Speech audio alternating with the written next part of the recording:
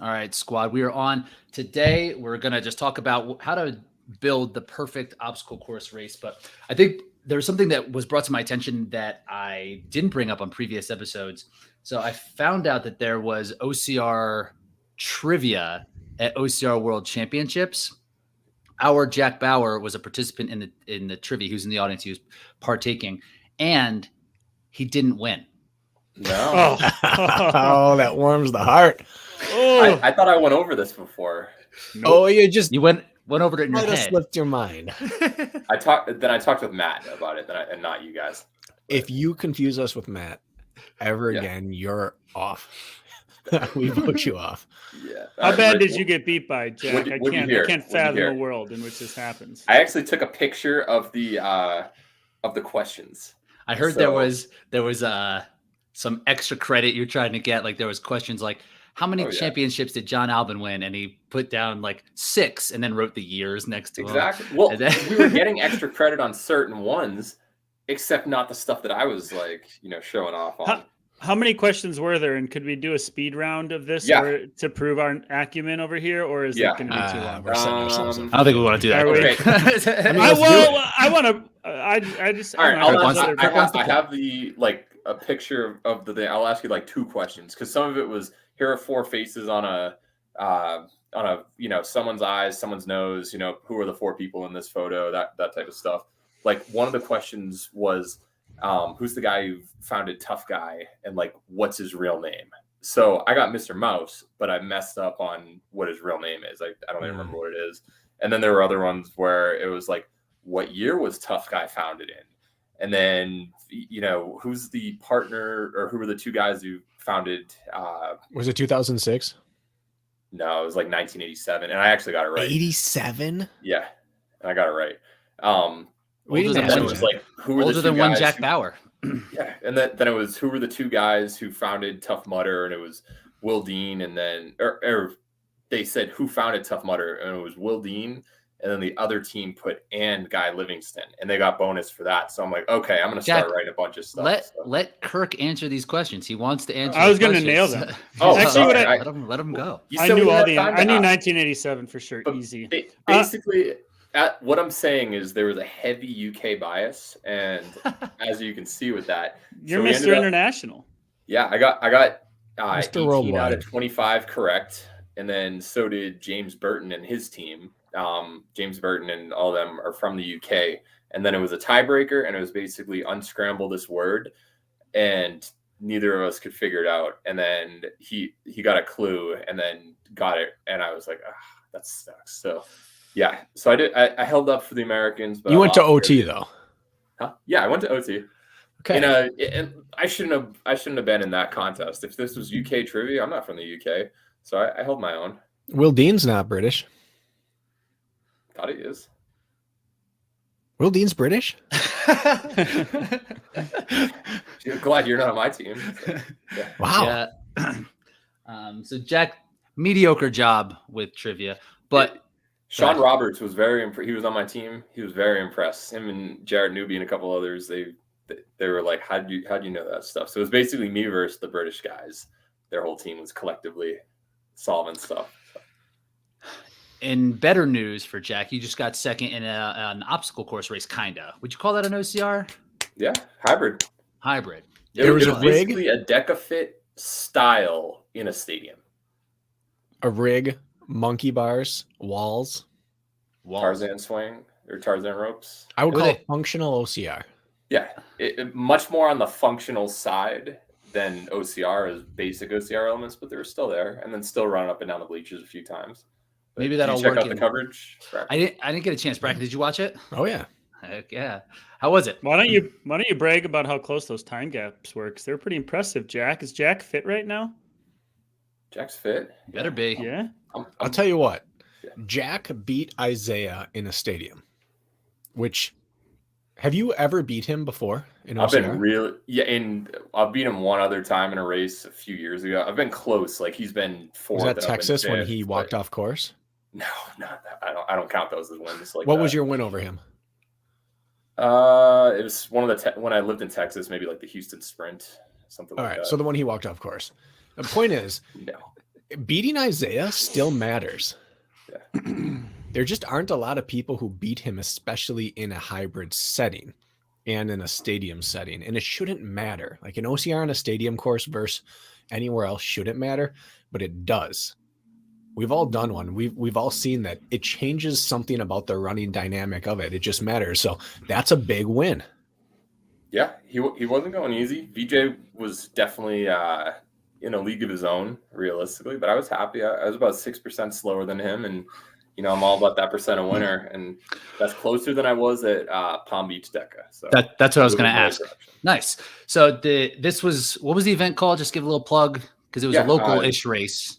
Cirrus Arena. They have kind of a Cirrus. They have a gym and a bunch of mini events. They're in northern Denver, a lot closer to you, Rich, but they open in Colorado Springs.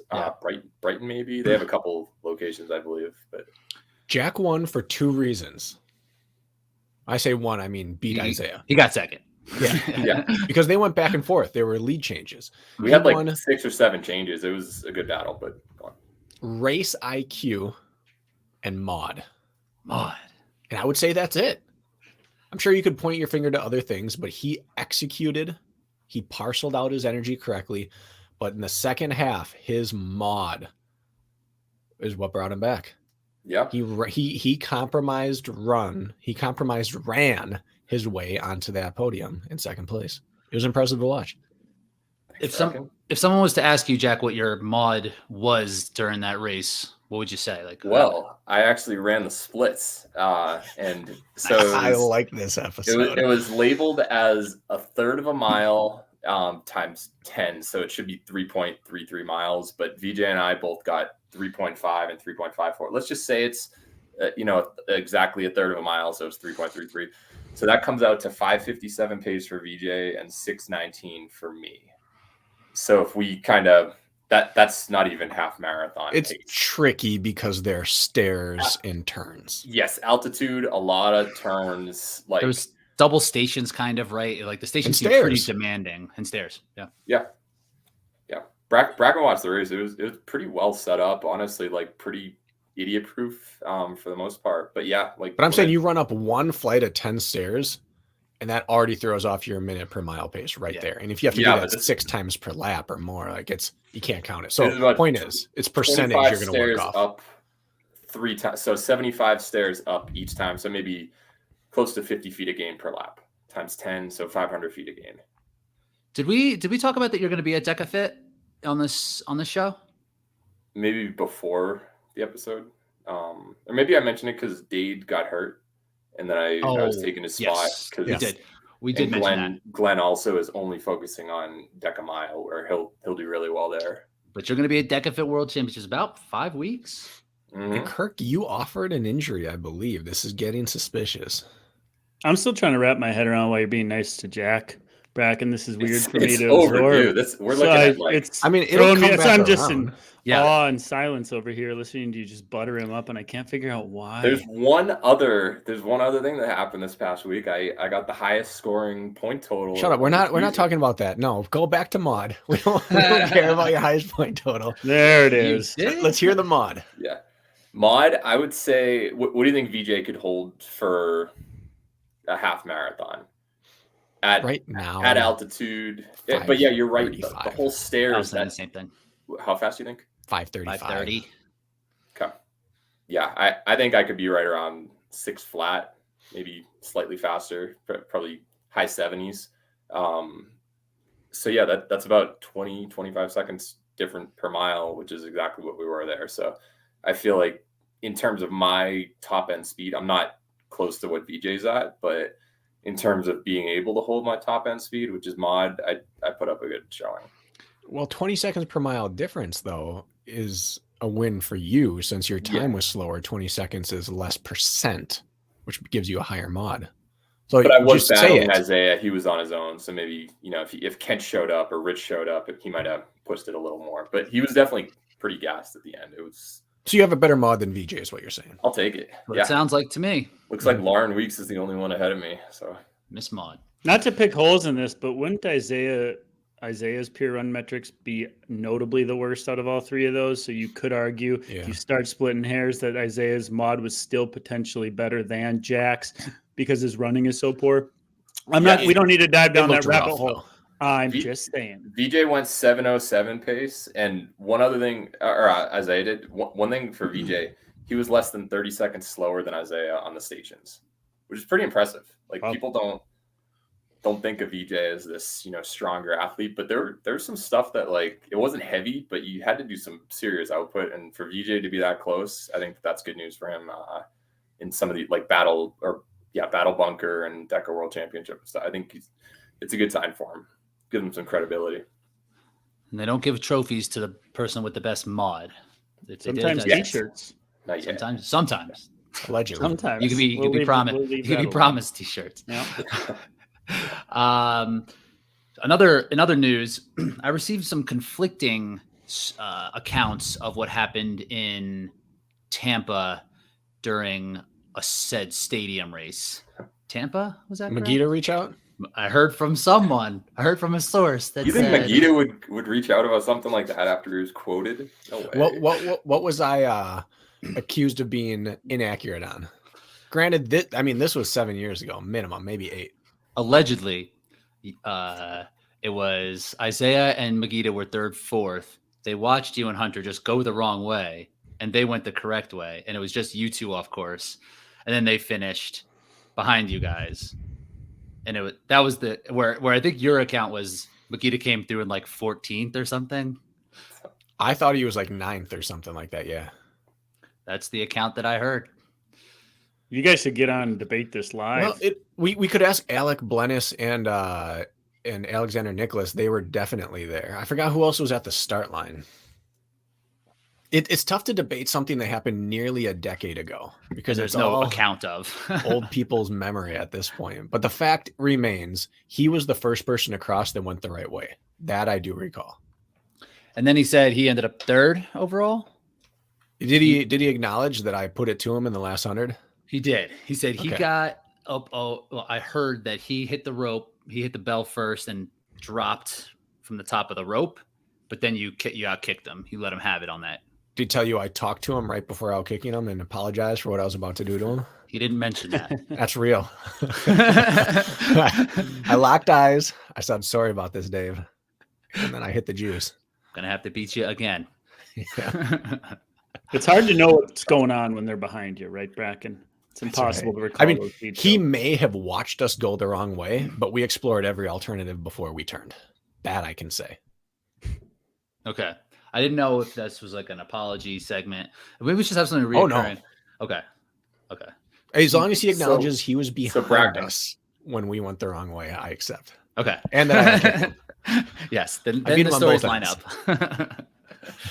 Brakken, I've got the results pulled up. The only people who would have been in the same stratosphere as you guys might have been Chris Chapman, Elliot McGuire, Joe Petrolia, and Alexander Nicholas. The rest are decent ways back, even after the restart, essentially, because the restart's tricky. The restart's tricky because you had a football throw, burpees for everyone except for Petrolia and maybe Michael Mark. Then you had 100-yard barbed wire crawl, but the open waves were there, so depending on who you got stuck behind. And then there was also a spear throw. Yep. So there were potential for 60 burpees, which many people did in a 1 mile race. So the gaps were tricky. You said this was about 13 minutes in. That's when they stopped the race. I don't know. It felt like roughly maybe halfway through, roughly. Yeah, maybe like halfway through. Okay, so it's showing you with the lead: 12:59, Hunter 13 flat, Isaiah 13:16, Magida 13:52. So I guess he was 4th at the last time in that. So that was the timing, Matt, coming off of the sandbag carry. Yeah. So Magida was in 4th at the time. So just to, I guess, Magida won, you 0 at that point. Although you did beat him. You did beat him. Yeah. Yeah, okay. Yeah, sure. He can have that one. Twice. I'll give that to him. But you were like almost a minute up. 13 minutes into the race. That's pretty bad. Do you think anybody really cares about what we're talking about right now, guys? I don't think so. I don't think so either. Cares. Just like I said, a win over Isaiah still matters. Any chance to be right or better or both than David Magida matters. To you. to everyone. Just remember what he did to get into Hyrox. If he's willing to do that, I will take any metric over him. Speaking of Hyrox, excellent transition. There was one this previous weekend. Did anyone catch the results? You talking the UK? Yeah, it was in Leipzig. Yeah. Tim didn't win. Tim didn't win. Really? And his time wasn't that fast, Jack. I don't think I've seen him run slow. His time was 60:44, and the dude Thomas Tverdict, I believe is how he pronounced it. Oh, that guy's a monster. Yeah. He was a part of the Elite 12. He ran like 60:20 something, and then Elite 15, I should say. And then Dieter Schwarzkopf, who was also in that Elite 15, he was 62. So I don't think I've seen Tim run slower than 60 outside of a championship race in a year. You think he's peaking in early October? He kind of he usually comes out and runs 57s, 58s, no matter what. It's all right. And then on the women, I picked him for a reason. Unless you guys want to do trades and stuff. I do want to do trades. I was thinking about anyone think about the Brakken? You got something here? We got a message from Chris Oglaski saying she's shuffled her schedule and she's going to be all ready for completing some Hyrox. There we go. I heard that as well. So I'm thinking that'll be like in LA. And there's been this thing with Houston for Hyrox that it's not counting toward the so you need a top 15 time to be in the North American Championships or the European Championships in a race before that date, right? So Houston is before the North American Championships, but it doesn't count for some reason. So I think that was one of the problems that Chris was running into, that was the race that she could go to, but they weren't counting just that race.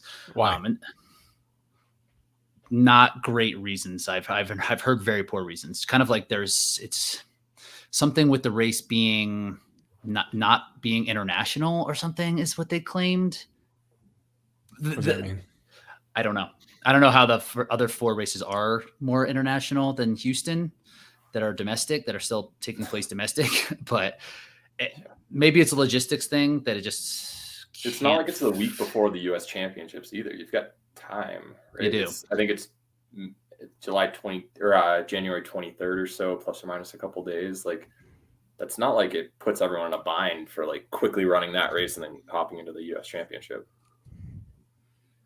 I don't know. That's kind of dumb. Yeah. Fellas, I got a message. This just reminds me of something I want to bring up and see what you think. This is from a Canadian athlete of mine. I will leave it at that. And there was a little frustration with our terminology last week. And he brought up a good point. North American Championships for Hyrox that you just mentioned, do they hold any events not on U.S. soil?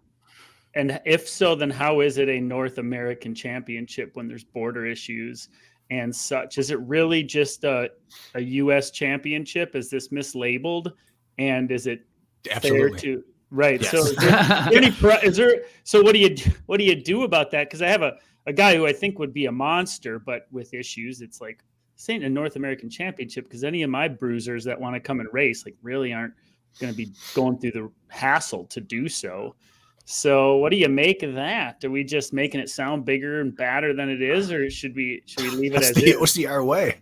Right? Slap a world championship label on something. How many Mexicans have run a Hyrox? Really a North American champs? I don't know. Deca World Championships are coming up. Could they? Yeah. Also the U.S. champs again.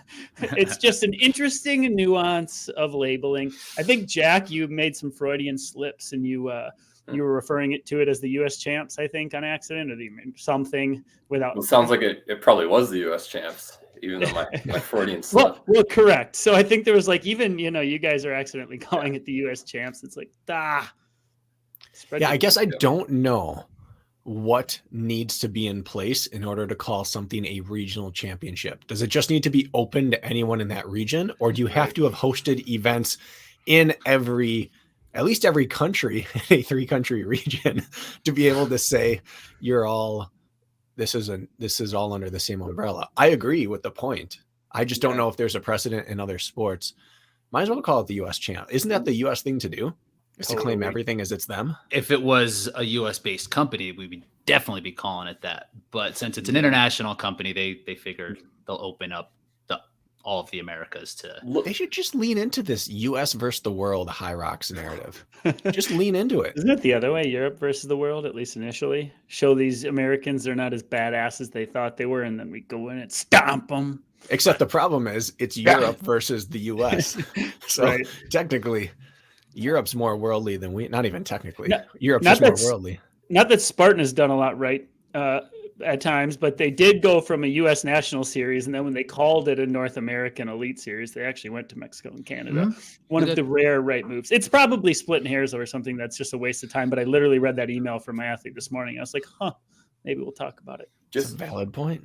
Just think of like running. Say that you're an athlete from Kenya and you run a really fast, well, I guess they don't have the same qualification time for the Olympics, but like you can run a fast time in Berlin or one of the faster marathon courses, same with the US, and hit your Olympic qualifying time, or you could run a 5K in the Diamond League anywhere. It doesn't have to be on your home country soil. So I think that maybe if you are an athlete who has qualified, no matter where it is, you don't need to have an event there. It'll obviously result in more people from your country actually having a chance to put up a time. But yeah, it's tough to decide, like, does participation from athletes or on your soil is what makes it a North America or a multi country championship or not. Because Canadians can run Hyrox. Like Austin Azar just ran in New York, so now North American Championships it is. You're right. One athlete. If there is a Mexican participant who has done this with some semblance of trying to hit a qualifying time, message us. I'd like to know. Maybe Jack. Jack's already clicking on his computer. Jack, I can see. I'm going on the Hyrox results page. Keep talking. I'll search Mexico. Let's say if the shoe were on the other foot, if all the races were held in Canada and Mexico, or even just say Canada, and they said we're hosting the North American Championship, in US you haven't had a single event, and it's a hassle for you to get up to Alberta to do this competition, I'd probably have an issue with it as well. Like, wow, don't call it North American, call it your Canadian Championship. But you could still go. You weren't even invited. I think you have not invited. There should, I mean, logically, yes, but just from like a goodwill standpoint, you should have at least one Canadian and one Mexican race if you're going to call it a North American Championship. Hey, you remember the time? Johnny Luna Lima went over and took third in the European Championships, and they just kicked him right off the podium and said, "Get out of here! You're not European." Is that true? Yeah, no. They didn't give him his prize money. Nothing. They kicked him. Didn't give him his prize money. Hyrox, you can cross it. Like I could go to European Championships and win the European Championships for this. You got to belong. It's tricky. Like for Houston, got the Euros once. Yeah, Houston's been the U.S. championship for the half marathon in the past. Maybe marathon as well. And like you get excited because 18th place is the first American finish. It's not the place it is, but you're rooting for 10th place to come in and win money, and they win more than 9th place, who was some international who ran 10 minutes faster. Yeah, Rich and Bracken, you know this. In the college scene, you can take 52nd place at cross-country nationals and be an All-American, which is top 35 because there's 22 foreigners in front of you. Mm-hmm. They just kick them off. You don't belong here. Get out of here. I guess that is true. Is that a thing? Yeah. Yes. Foreigners? U.S. born, the All-American. I guess you didn't know that? They make it pretty literal. No. Oh yeah. Yes. So 100%. Is it Kirk? Is it both though? Is it if you are top like 25 or whatever it is, and say you're born in Ireland, can you still be technically an NCAA All-American, but also you can be an All-American once those people are removed? Like, is it doubled, or is it just the? I'll look into it. Yeah, but I think that's just cross country. I think it's just cross. I believe it's just cross. I don't. I'm going to put my foot in my mouth. You probably hear about it less on track just because it's like what top 8 make in an event make All-American, where in even then, like that Ole Miss kid who won the indoor 1500, Spanish or something. He was an All-American. I am 90. I'm going to say 95% sure. If you are not American citizen or born in the U.S., you cannot be an All-American. They talked about it in cross for sure, unless the rule has been updated in the last decade because I haven't kept up. But like I imagine to be an All-American, you probably should be from America. With the term, if we're keeping it literal, or they change the term, I could see them just like changing the terminology at some point. If I don't know that's strange, and the fact that it exists would be strange too. I'm gonna Google it real quick, which will be obviously accurate.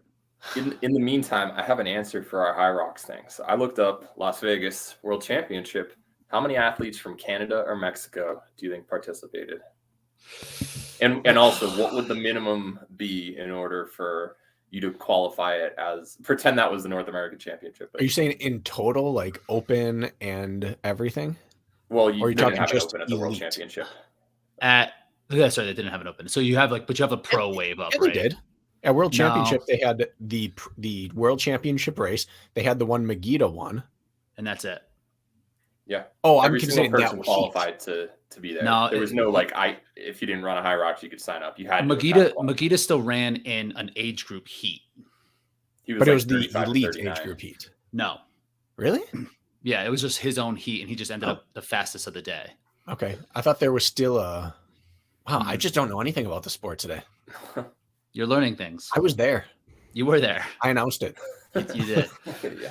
It makes you second guess who you choose. It's been a while. So, well, I'm not that anyone needs to be reminded, but it was still pretty COVID-y last year. In Canada, it took a long time for their COVID restrictions. They're like just loosening up now, kind of with international travel. I'm guessing 3. Brakken, 7. how many you think? 7? There was 1. Who was it? Yep. Caroline Shetler participated in the Ah. 35 to 39 age group. So she was the lone Canadian. There were no athletes from Mexico. Oh, I thought you were Long. talking Mexican. Kirk, write your athlete back and tell him Caroline. He's wrong. Yeah. Caroline representing. Yeah. Yeah. Does that I make was her the number 1 ranked Canadian yes. Hyrox Yeah. athlete in the world for 2021? Way ahead of Atkins and Lindsay. Way ahead. They didn't Hyrox, even show yeah. up. Put it on the Okras. We there was a dude from like New Zealand who came all the way over, and they didn't have any races in New Zealand. He did well. I think he was second or third overall in the pro. Chris Woolley basically ran one on every Chris Woolley. continent, it seems. So. That's true. The first step is creating awareness, and I think my athlete's going to be very happy that this awareness has now been created. So we've given it service. Well, now I think my North American team title is a sham. It is. You can't have a team with one person. What? With one What if country. Caroline wanted to pair up with someone? She didn't get the opportunity to. Oh. Asterisks. Look up the. What yeah, if she teamed up with a Mexican? Oh. Would you have been able to team up? What if you're Holler like, at- sorry, Callie, I've got holler an at- holler athlete at from Mexico Zero. or Canada I want to team up with instead? IZZ. IZZ or Bertha. More Zarate. We might have to poll this one and see what the people think. Does it matter? Are we just being not Nancy's release. and Kathy's and Karen's over here just griping to gripe? You Or we name don't it. release this episode at all. Yeah, at this point, like, We start fresh Unless right it's different. All of those names, Kirk, are Great names. either my mom's name or her sister's names. My Aunt Karen is my favorite person in the world. Listen, Love I'm not Aunt Karen. discriminating. Love my Auntie Aunt Nancy. Karen, actually. Auntie Karen. My but mom, anyway. Kathy. Love them. Wait, moms. name's all right. Here's another thing that we need to God. settle. You said auntie. Is it aunt or aunt? How do you guys pronounce it? It's Aunt. Like real. Rich, you got to be on my team. I say aunt. And Really? Even in the Northeast? it's regional and it is racially divided how you pronounce that. Whichever community and region you belong to is how it's dictated. I'm always on aunt. Now we're way off the rails. Yeah. But last thing with We've got a lot of Hyrox. polls we can ask people this week. Circling back, I've thought about this. I know you guys have thought about this too, with the waiver wire situation. Should we? Should we be allowed? We have had week 1. Now we got to do it. I was thinking, you can drop an athlete whenever you want, but then you can't pick them back up. Ever? And the athlete ever. The That's it. season. The season. So next season, That's yes. fair. You can't pick them back up, and the athlete that you pick up, you can only get their times for the rest of the season. You can't go back and say Thomas Tverdict ran like a 57. You wouldn't get his 57. You would get his next race, which would be maybe a 57. I don't know. But so that way, Only kinda while roll they're a the dice member a of your little. team, it matters, basically. I think that's fair. Yep, I like it. Let's do it. but I know I got a bunch of yes men around. So why don't you guys But- think about it for a minute? Okay. No, that Let's- seems fair because Let's the new. say, oh, go ahead, Kirk. No, you can go ahead. No. Finish off. Well, no, I just think that's fair because who knows when people are going to dip in or dip out or injury in or injury out, a new player is going to come in or out. And I think you should be able to do that at any time. And I think it's a fair way to split it. I don't think we need to. I don't think we're that much a yes man. Listen to Brakken's last episode on ORM. Jesus, That's not a true. yes man. Don't paint me in a corner. So right, just to be clear, then, if you drop someone, you still keep their times up until that point. Yes, but if you drop them, you would lose all of their times. I wouldn't 'Cause they think need so. to If you run don't get your next 3 person's races. times, you basically are putting them together. The player you had up until that point, you get nothing moving forward. And the player you have after that point, you had nothing before, but you have one full athlete between the two. So you're saying you have like line items. We have our 7 people, and your 7th pick. They run a race, you drop them, you pick up someone else new. You've got like 7A already filled in from there, and then 7B, C. Like the other 2 results for that spot are from the new because person. it's a season score, not weekly. Where like fantasy football, if you played him week 1 and dropped him, you don't lose the 7 points he got you. Okay. I'm proposing the same thing, that if you only get what your new player is moving forward, you get to keep what your old player had up until that point. Okay, cool. And then anybody else could pick up the dropped athlete. Then, like if Jack panics on Tim, When immediately he panics, I'm saying.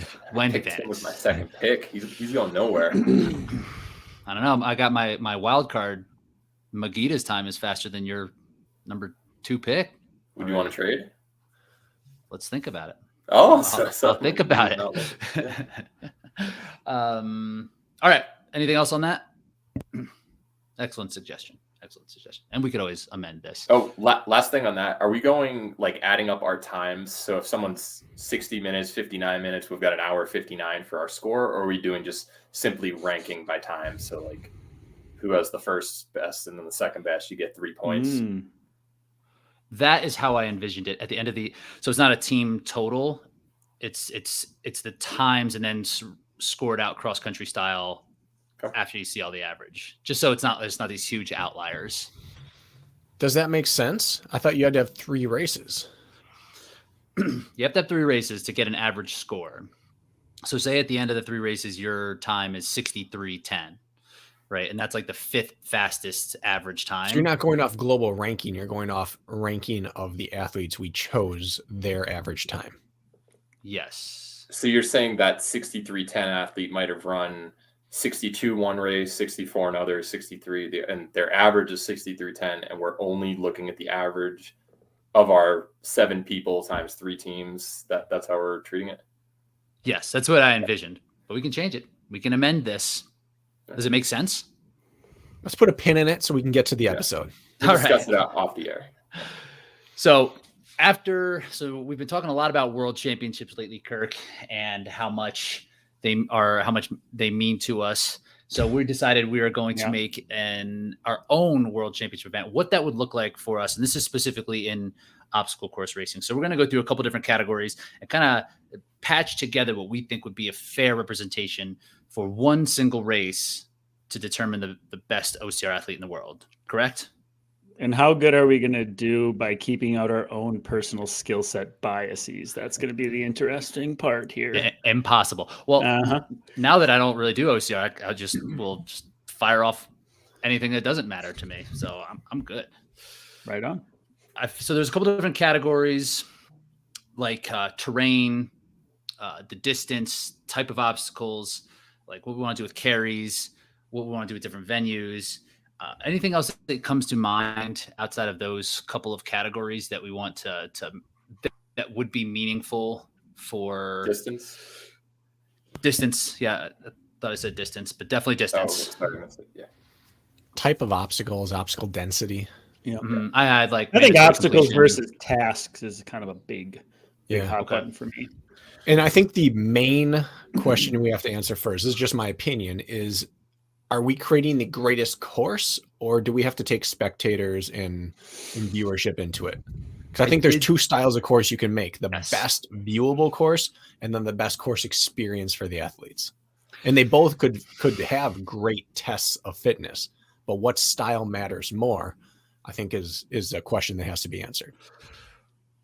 Well, I guess that's something we could just talk out during, and that could be something, Kirk, that our own personal bias we can lean into. And because I'm sure every single person is going to have their own idea about what it should be. Because I thought about the same thing, Bracken. I was like, when I was running this through my head, I was like, well, that would be better to watch, but like, should that matter?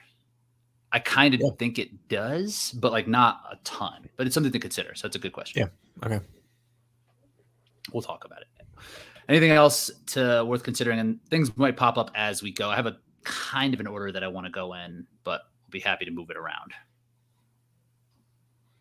Are we ready? We're ready. I guess qualification, or are we not going to nitpick like that? We're just coming up with the test, Okay. not Just who a gets test, to show yes. up. Gotcha. Okay. That's All right. that's the whole conversation. Yeah. We'll put a pin in it. We'll have we'll probably have some time to talk about stuff like that, like January. Yeah. So we'll make the that, course first. You need to establish the venue before people sign up. Yes. All right. Here we go. Oh yeah. I wasn't gonna break it out today, boys, but Wow, what a clean we're and here. amazing wheel of Not name, yet. guys. Not yet. Just wait. Oh, my Come on. bad. Jesus Wait. Christ. Kirk and If you're gonna- Bracken are on separate items. This is a rarity. Well, it's Kirk, getting you there. were saying? Wow. Wait. Oh, that's it. That's Allow me to be excited about this. I wasn't going to do it today, but it's back. The Wheel of Names is here. We're firing off takes. The first thing that we're going to be talking about is terrain. What terrain do we think should be most suitable? I figured terrain over distance because the terrain, I think, accounts for more time than distance. It can anyway. So let's talk I about would terrain call it first. duration, not distance. Terrain has the potential to be the Duration. most impactful obstacle, right? So, I agree. All right. To the second best trivia man we know. Yeah. Absolutely. Best in the panel.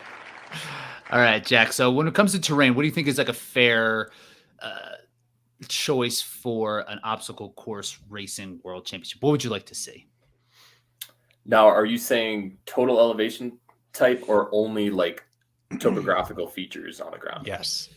Both. floor is yours, Jack. Okay. Both. I would say, and this is, I don't have the right on distance at this point.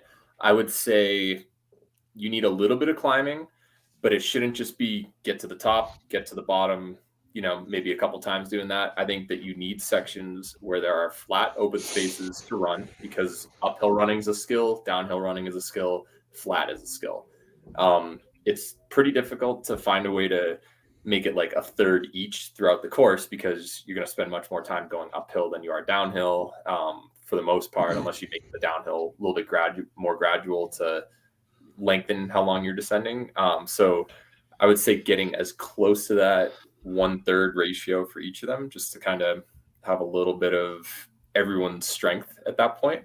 In terms of topography, I liked courses that are flat and fast, but I also think that it's nice when you have a little bit of mud, not Chicago 2018-esque, but if your shoes get affected a little bit, what are you going to do? I like having a little bit of you have to make a conscious decision on your footwear on race day. Probably a little bit of bushwhacking, mostly running. I like single track as well, so that you can or like some switchbacks on single trails, so that you can just open up on the downhills, or it's sort of like a high risk, high reward. Do you go out a little bit faster so that you get in front of people at that point? So it's a lot to play with there, but that's kind of like my general thoughts on how to make a course fair. So everything. Hey, we're idealizing it right there. It's true. That's true. Kirk, what do you think? When it comes to terrain, like, what would you like to see? Do you agree with what Jack's saying? Anything that stands out? You know what Jack is saying? I mean, it's all speculation at this point, but there is a chance that the new geographical region of the World Championships could provide similar, other than the bushwhacking, to what Jack alluded towards. Up, down, flat footwear is going to be a choice. There's a potential for it to be a little more packed at times. So Jack could be getting what he is outlining. I think that Bracken has made this point a bit. I'll gripe about mountains until I'm blue in the face. is like, you don't want to find out who just the best like mountain runner is. You don't want to find out who the best flat runner is. You really do need to find out the best balance of both. And so I think that factors in. So I agree with you. Finding that course layout is going to be very nuanced and difficult, but I think it's very possible. I also believe in the heart of the sport that a world championship should entail carries that change things. And in the last 3 years, it has not. Mm-hmm. And so I think in a course like this, a task that actually ruins people. I haven't done a carry workout in 3 years, confession, because I don't need to, because it doesn't matter. Real quick. But I used to have to. And if they re-implemented carries that were things of the past, you bet your ass I would be getting ready, because otherwise I would get wrecked. And so a balanced course like Jack mentioned, I don't care what terrain it's on. If it's packed, fine. Just let me run up, down, and flat. If it's mucky, great. Let me run up, down, and flattish. Bushwhacky, just get the elevation profile right and throw some carries that scare the shit out of people so we can make the tasks matter. That's all I care about. I thought carries were. We'll get to the carries. So that's why I didn't mention it. But we'll get to the carries a little bit. I guess agree you're with that right. as well. I just left it off because thought that was we weren't there yet. I was a little premature, but I feel very passionate about that. So I back up Jack's sentiment. We appreciate your passion. Thank you, Rich. Yep. So in terms of like gain, let's just talk about that to start, like, so we can nail one thing down, right? Like, we want a little bit undulating. Actually, let's wait until we let's do gain after duration. You need this because 1,000 feet in a 3K versus 1,000. Yeah, feet we need to change on that. But the terrain itself, because the one thing that when the terrain, when I think of it, like trail running, even like mountain running, like races and obstacle course races, that like what's under your feet is much different, it seems like. And like what we know traditionally in like Spartan race is how bushwhacky and nasty and technical it is. You might not get that on a lot of trail races that are going to be on the single track. Mm-hmm. So for me, I personally like less bushwhacky and less like terribly technical stuff. My own personal bias for sure. But also just like the trainability of these things, where it's like, okay, now you have no idea what the footing is going to be like when they just turn left off the trail at West Virginia, and like, good luck practicing that. So I like that there's targets for people to aim to so they can get better at certain disciplines. And right now, sometimes, especially in Spartan races, it's like, I don't know, maybe they'll send us through 1,000 meters of mud, like in the first mile. It's just like a little bit too varied for me. So I think for championship race, I would like to see it a little bit more runnable in terms of like single track with some technical stuff, but maybe not as wildly like almost like dangerous and wacky as it can be in Spartan race sometimes. Brakken, what's your thoughts on terrain? Well, this whole argument is going to be a little, I don't know, not set in stone, but like passionate from my end today, because I've been thinking about this since 2011, on the very first championship I went to. And the themes that the best championships have ever had that I've been to is that they've had a fantastic central place that you revisited with outward loops. And I think that if we really wanted to test the best in OCR, you'd want everyone to show up and to walk away knowing there wasn't one overriding skill set other than engine and skill that won. So the way I envision the perfect OCR course is Killington or Hawaii, or let's just say Killington or Hawaii, where we have flat area at the base of significant terrain. And I like the clover leaf idea, either 3 or 4, where you have a very runnable section. You're going to have a very, very climbing based section, and you're going to have a flow based section where all 3 skill sets are going to be relatively fairly visited upon. And each of those loops is going to have run based and technical based portions. Basically, you're going to have a terrain park and sections of each one of these where you're going to have to venture off-road and you're going to have to be fast on smooth, but all 3 sections is going to reward fast running, fast climbing, fast flowy, tech running, tech climbing, tech flowy. And it would have a centralized meeting place where you would have the obstacles. And I'll get into what I believe the obstacles should be as well. But I would want the best test of overall OCR to be one that people don't walk away and go, well, yeah, Cody Moat won because he's the best mountain altitude runner. Right. Not that Cody couldn't have won other, but you say, well, you tested one skill. I would want all 3 terrain types and versions of ground to be there. Like there should be mud and technical and scramble, but there should be balanced out by smooth so that no one's skill wins out. The best well-rounded wins out. So I was thinking similar in terms of layout. I like that idea because then it does give us the different spots, right? And it would almost then play like a triathlon. So it's like, oh, here we're getting into the technical session. We know that Hot Call is the best technical runner here. So like, let's see what happens. And that could play in well to the spectator part also.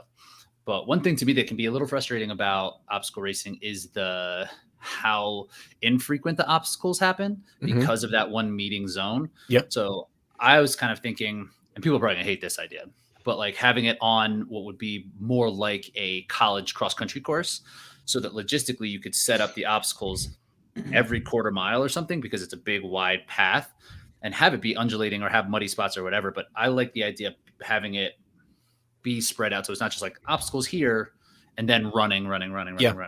So that does kind of break things up a little bit more, and it would help the people who are good at obstacles kind of close the gap on the fast runners so that they don't have a 2-mile flat running section just to take outliers out.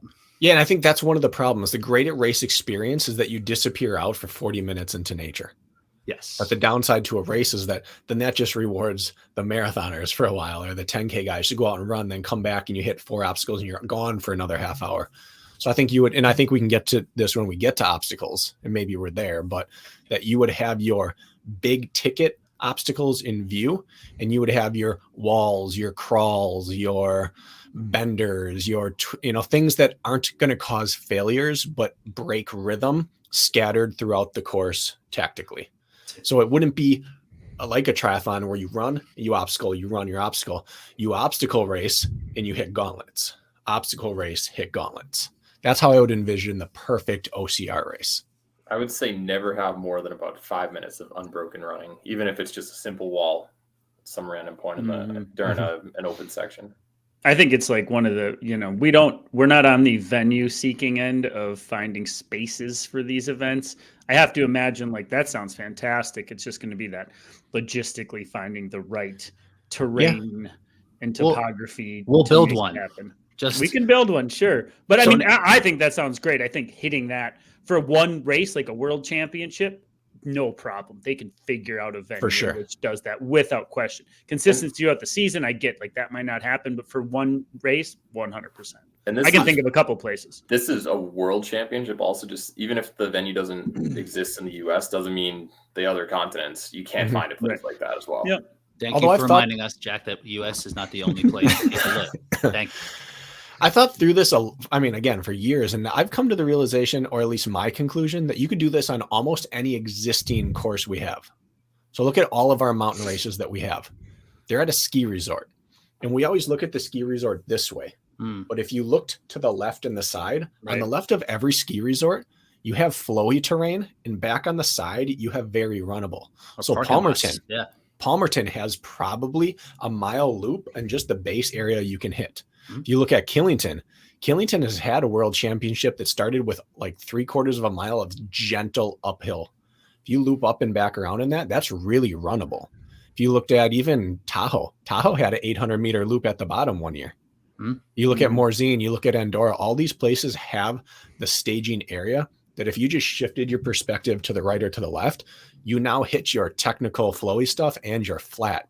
Even if you had to run on pavement or cart path or on the side of it, they all have it. Even in West Virginia, depending on where you wanted to set up your base area, if it was near the water, you have short little chutes up into the woods, you have really flowy fields, and then you have the in-between kind of stuff. Almost every course we've ever had in a national series, outside of maybe Washougal and Jacksonville, Alabama, those type, have 3 different types of terrain within probably a 1/4 mile of the base if you choose the base correctly. Nobody's going to care if you have to run on cement for up to 3 miles total of a race if it's broken up. Part of the appeal of Tahoe is running through, let's call it the festival area, in the beginning or the end of the race, loop them out through that, let them run through people. I know that, you know, for a quarter, half a mile, bring them back through it in the middle and then send them back through logistically at the end, shut down a frontage or a service road, like whatever. I would have no issues with that. I don't think anybody would. In fact, that would just draw in eyes and more space to run through tunnels of people, which we all desperately love that experience and want. So I agree with you. Stratton just did that at OCR Worlds the last kilometer. And wasn't it awesome?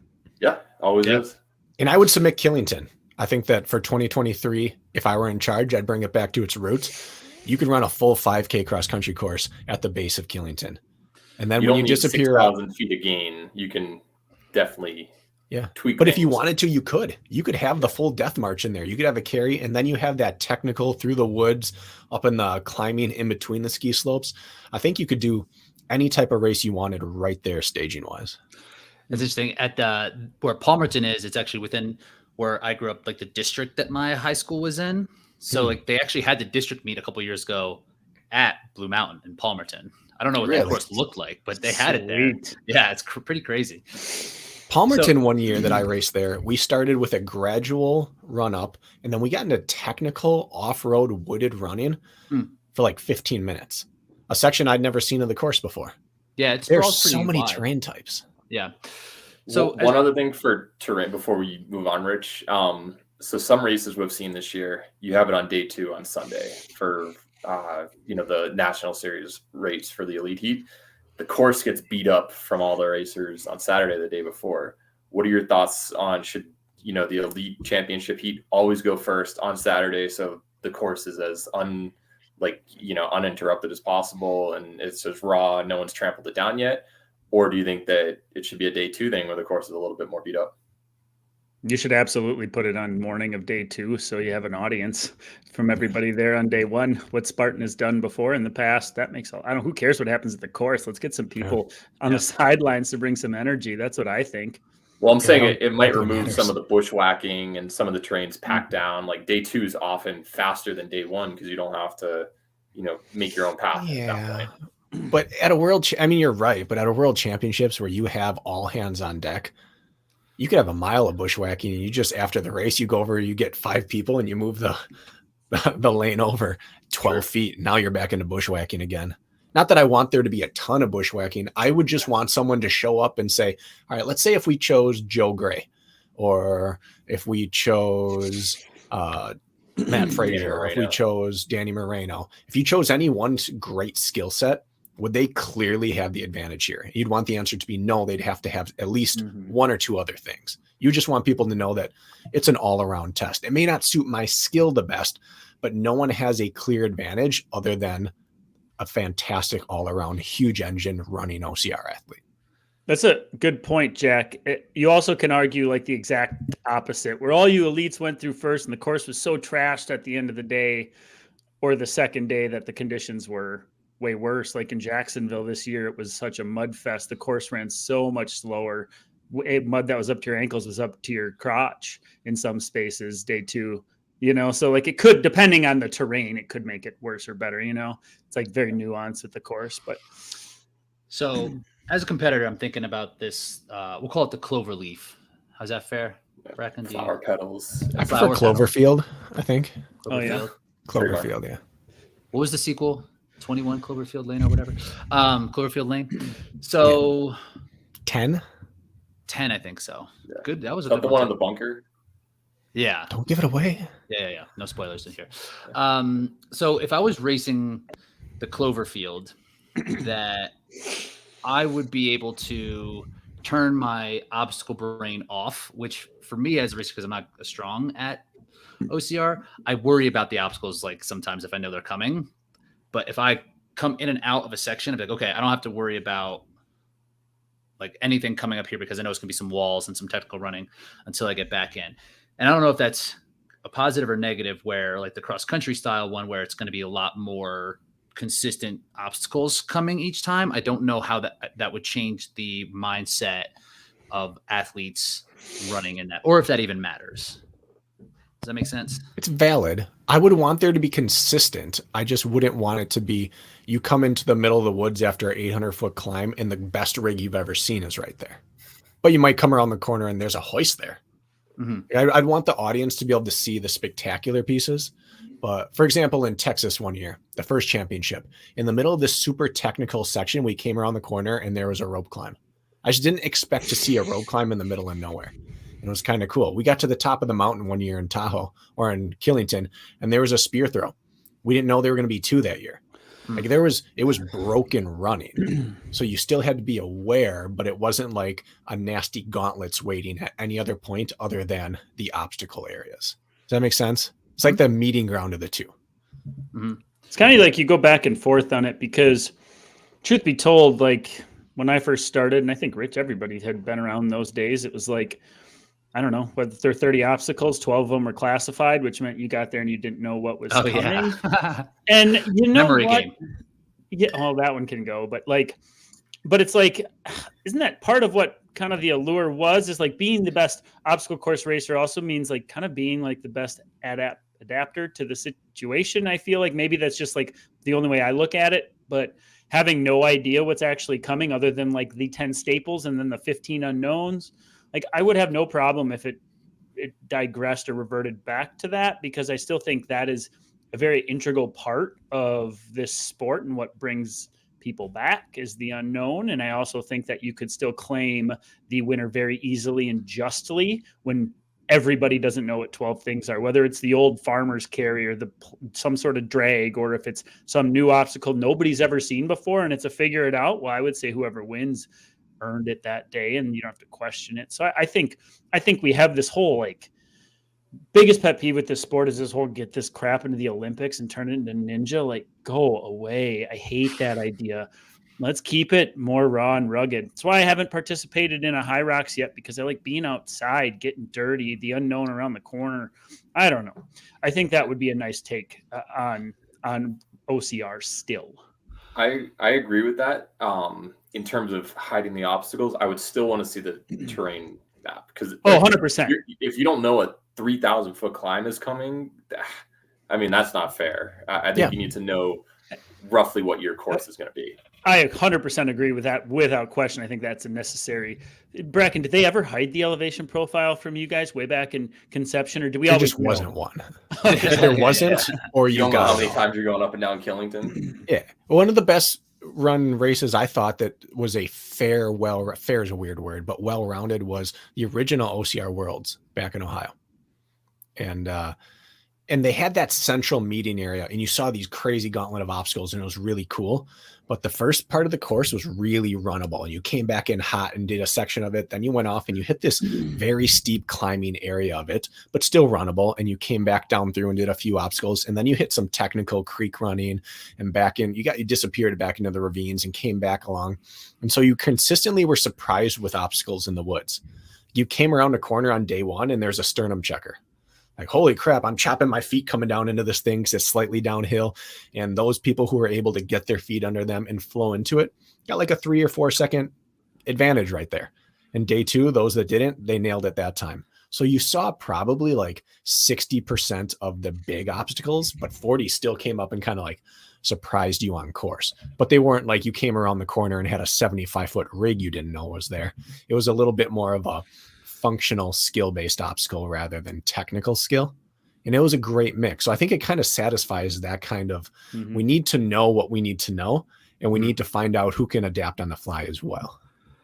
I do want to talk. I think having the known versus unknown for obstacles is a worthwhile conversation, and we'll pin that, as I want to bring that up in a bit. But right now, it seems like we have 2 scenarios, like the cross country scenario and the Cloverfield. Let's just paint a picture so we can move on to duration. Cloverfield seems good, right? Yep. Because from a spectator, again, just to play devil's advocate a little bit here, watching like cross country nationals, like there's people on gators, and they can catch the entire race. We'll still have a little bit of the rabbit, like following people through terrain if it's Cloverfield, but if we're okay with that as a sport, and that's not an issue that we think needs to be fixed for the health or for the prosperity of the sport, I think it's fine. And it'll be easier to cover a Cloverfield. And that's the last thing. You can get a lot of variety without disappearing off into no cell service, which for a world championship, for me, if no one sees it, did it happen? Mm-hmm. Like, yeah, it did, but the world needs to see it. Okay. All right. So point for Brakken on the Cloverfield. Nice job, Brakken. But minus for Brakken because of church bells. Mhm. This is the worst time of day. They play for 15 minutes straight, and I just stay muted in between. Mm-hmm. All right. So let's get do into distance. let's do distance / duration. Jack, you went first last time. Not breaking out the wheel again. The people saw it. Make sure you subscribe on YouTube. Kirk, what do you think about for duration / distance? What do you like? 60 to 90 minute projected finish.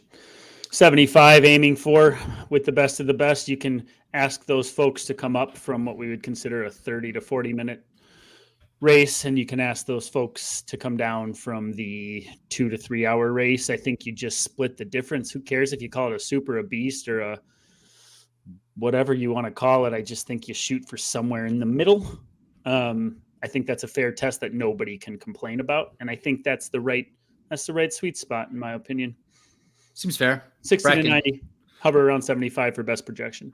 I think Jack's shaking his head, but Jack, you dislike. It's too long. Too You think? long. 45 to 60. I would even put it closer to 50 than 60. oh, if we bring some carries back that matter, though, give us some time. I know to that. suffer. Now you redline even more during a carry.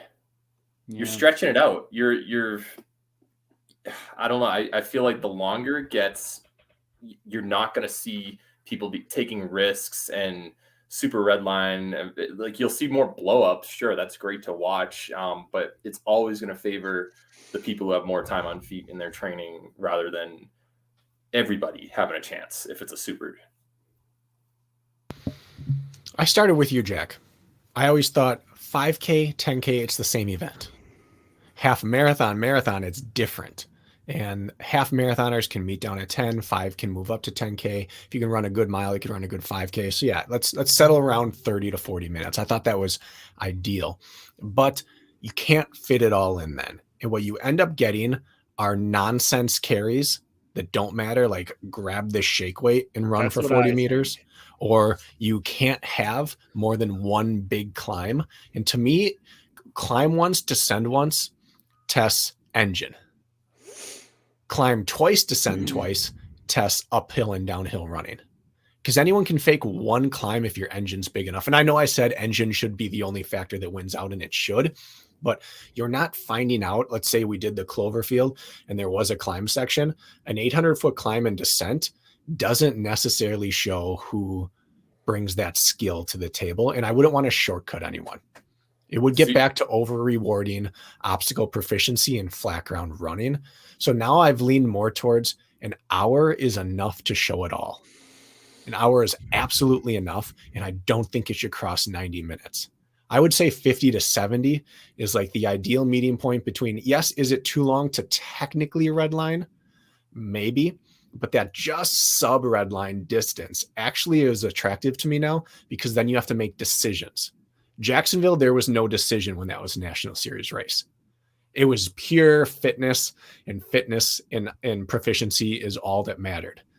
But we've seen some 60 to 70 minute races where you have to choose, is this the time that I cross over or not? And that matters in a world championship race.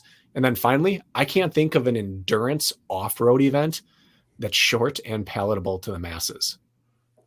I can't think of one. I can't think of something that's not on the track that people have embraced that is short. So yeah, I'm in that 70 minutes plus or minus 20, I think is my sweet spot, where you can accurately test every skill set of this really wide, vast, variable sport. So what's the longest continuous climb? Because like a 70-minute race was almost Big Bear.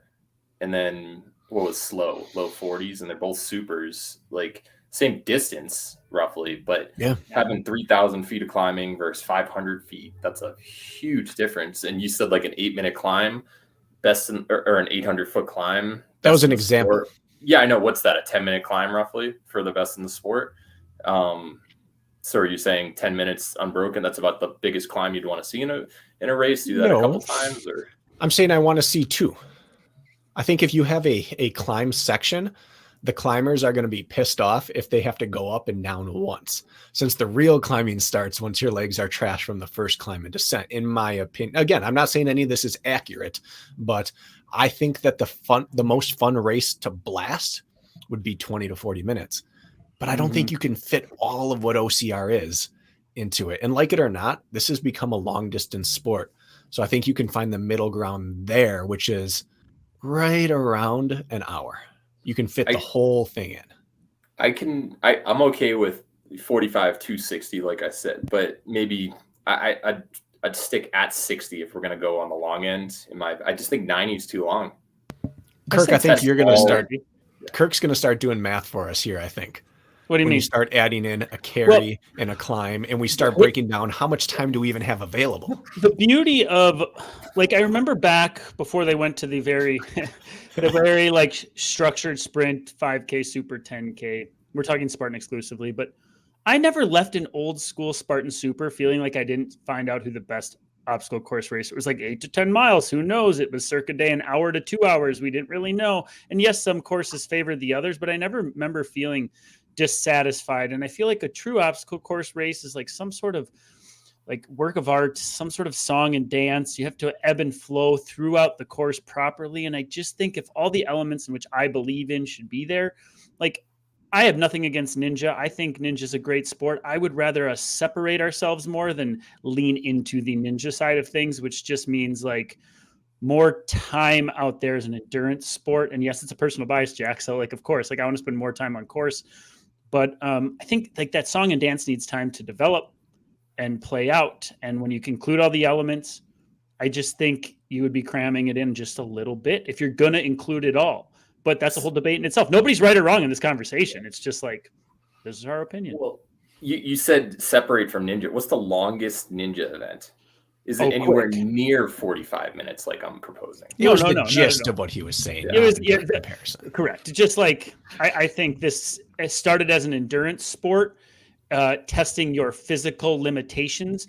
And there were points out there and whether you questioned whether or not you could complete, or if you did, it would take a piece of your soul. And I missed that. And I think that still should be a part of OCR. And for that, it takes time. That's what I'm saying. And I think that's also why it can't be 3 hours or 2.5. Correct. I agree with that. Too long. You have to ride the line between, I can't quite redline, but I need to for the vast majority. And I think that's an important part of what OCR is, because no other sport dances in and out of redline like this does. So this conversation is a little bit too early now thinking of it, because we can't figure out the duration until we have all the other pieces in place. Like Jack has his calculator. I want to add up how long we think this race will take. That'll be we will, because we need. It's ready. It's on standby. We can't do it now, but I'm in between both. Like I came into this thinking 80 minutes, but then like I'm like kind of listening to Jack a little bit. I was like, oh, maybe shorter would be better. Maybe that like 50 minutes or something would be a little bit more appealing. I'm on the fence. So let's go through and like talk about. I do have one last thing I want to say. Okay. I want it to be short enough that you can't screw up more than one time. I want it to be short enough that you can't do 60 not even that burpees should be in here, but you can't do 60. You can't do multiple penalty loops and be okay. But I want it long enough that you can make a mistake and be a comeback story. The only way burpees should be in there if it's an assigned task at a station. Like, this is where you do your 30 burpees. Like, everybody does it. I would be like, okay, that's station or fine. Something, yeah. I want a mistake to be coverable. And I want 2 mistakes to be a kiss of death. Like, you shouldn't be able to have a multiple mistake world championship outside of a year where there's like a monsoon happening. But you also shouldn't be able to just like in a 35-minute race, 40 minutes, if you made one mistake, you are done against the best in the world. And most great championships have wiggle room for someone to come back from one hiccup. That's an opinion piece, but I think it's important that some sort of balance of mistake threshold exists. So this past weekend, we had the European Championship for Spartan, and second place, Gregory Basilico misses spear. He did a penalty loop. He ended up finishing second overall. It was about an hour 43, so like 100 minutes. He was still able to recover. So how does that tie into your thoughts there? Well, I do want to get back to Kirk because he started to talk before I went, but that is a reflection of field. Okay. Does he take second at Worlds or at Euros? or was he that good? So I don't know what the gap was. I don't know how pressed they were, but my point is I don't want to see in the Spartan sphere. I don't want to see 90 burpees on a podium. I don't want that to happen, but I want to see someone take a chance and then be able to run themselves back into it. And it's maybe just enough time that it could happen. Like the Seattle thing with VJ and Kent. That was spectacular. So that was awesome. That was a little longer, but it was spectacular. However, the 180 burpee Killington days are just unacceptable at a world championship. So I don't have a great answer for you other than whatever that margin for error is. I think it should be a very, very fine line. It shouldn't err on the side of there is none, or you can have as many as you want. So I guess the first place then to start when we start talking about obstacles, and we'll talk about carries and like the obstacles versus tasks. Should it be penalty or should it be mandatory completion? Because then that changes how many mistakes you're talking about. If it's 70 minutes and you come off of one obstacle at like OCR World Championships and have to repeat, you can make that up, but like 3 would probably be too many. So, but if you were doing burpees, that would be a death sentence. So what do we want to do with the mandatory completion for some sort of penalty, not burpees or whatever we decide? It's tough logistically because you're going to have fields that trickle down.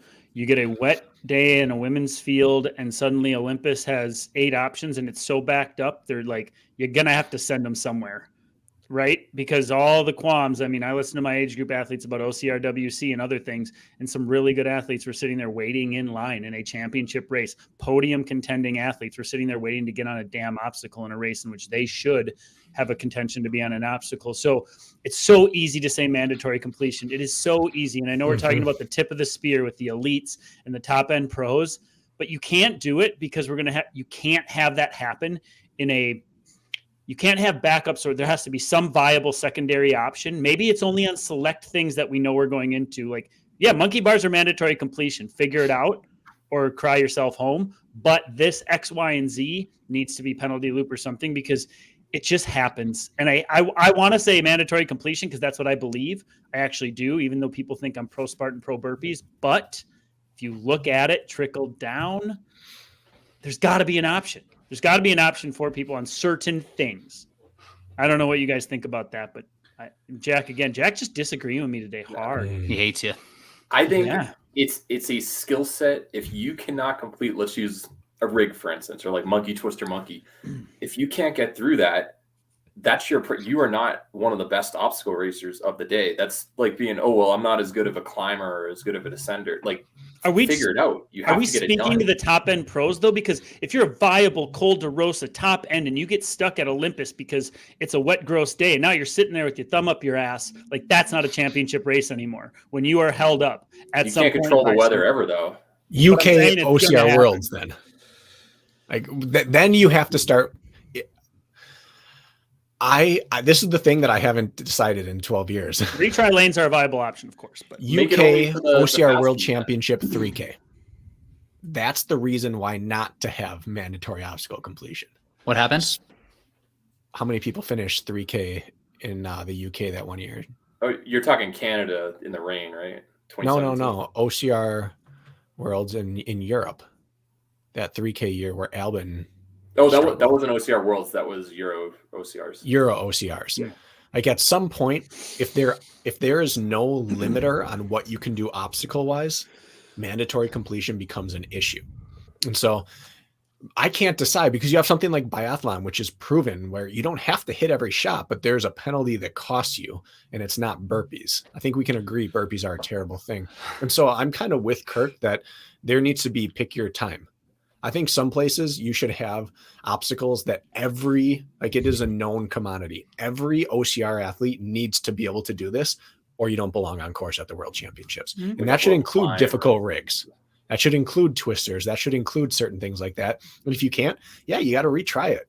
And that's just what it is. But others, I think, picking an accurate punishment. You remember armor?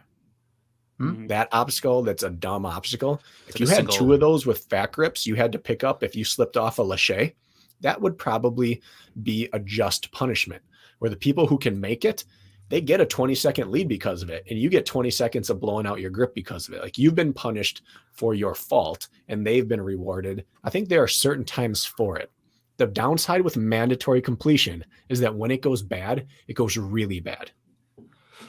Whereas the downside to penalties is that people can run their way through the course. You can game it a little bit, which is what we don't want. And that's something So that hybrid is, there has to be some middle ground. I haven't solved it. I will admit that, but I don't think you can do a blanket statement that just says you have to complete it or else, because all it takes is one course designer or one day of Mother Nature where now your system is screwed. So this is where the known versus unknown obstacles can kind of really play in, and how difficult the obstacles should be. Mhm. Because if it's mandatory completion, but they're not all, but like you don't get like a savage rig that finishes with 2 elite finishers and it's just Right. backed up, all like doable obstacles. And they can kind of like, if it needs to scale up, it can do it progressively year after year, as opposed to let's just throw in this horizontal cheese board and see if people can and see what happens. And then you get these backups. So like making the obstacles doable for everybody in the race and then making it mandatory completion. I know that's probably what something like an OCR World Championships or Savage Race is doing, but sometimes they might miss the mark. So like maybe just making them a little easier. Yeah. If you're going to have like a penalty loop, I think there needs to be a task involved in it. Like drag this sandbag, low crawl, do something that will beat you up instead of just being like, oh, just do a free 400-meter loop to get your breath back. Like that. And yeah, Jack, I agree with you. Like 100%. I err on the side of obstacle completion. There just needs to be those opportunities. We need to get rid of subjective movement standards, like a burpee, like that's out the window. Penalty loops are our only option, or a task, as you said. Totally cool. And very select few. Like you may look at a race and there may be 40 obstacles and there's 2. Like literally 2. Like the ones where the high volume, where everybody ends up getting tripped or whatever. I think it's like that, almost like that simple. Like it is like the big 3. Here are your 3. What do you do? Yeah, there? sure. Yeah, like something, or just get rid of the spirit throw. I still think, it's fine to be in there, but if we're really creating it, I say maybe ditch it. But look at Lagaff from OCR Worlds. They had to take the obstacle out because they are obstacle completion. If there was leeway on this obstacle isn't working well, but some people can still get through and they need to be rewarded for it, but it's causing such chaos on course, we can't have it. That's where that all or nothing mindset can screw up a race. Whereas if you could say, listen, I want to reward people who can get through it without closing the course, there's a appropriate penalty for not being able to make it through that. I think there has to be wiggle room. I am not against obstacle completion until it screws up the race.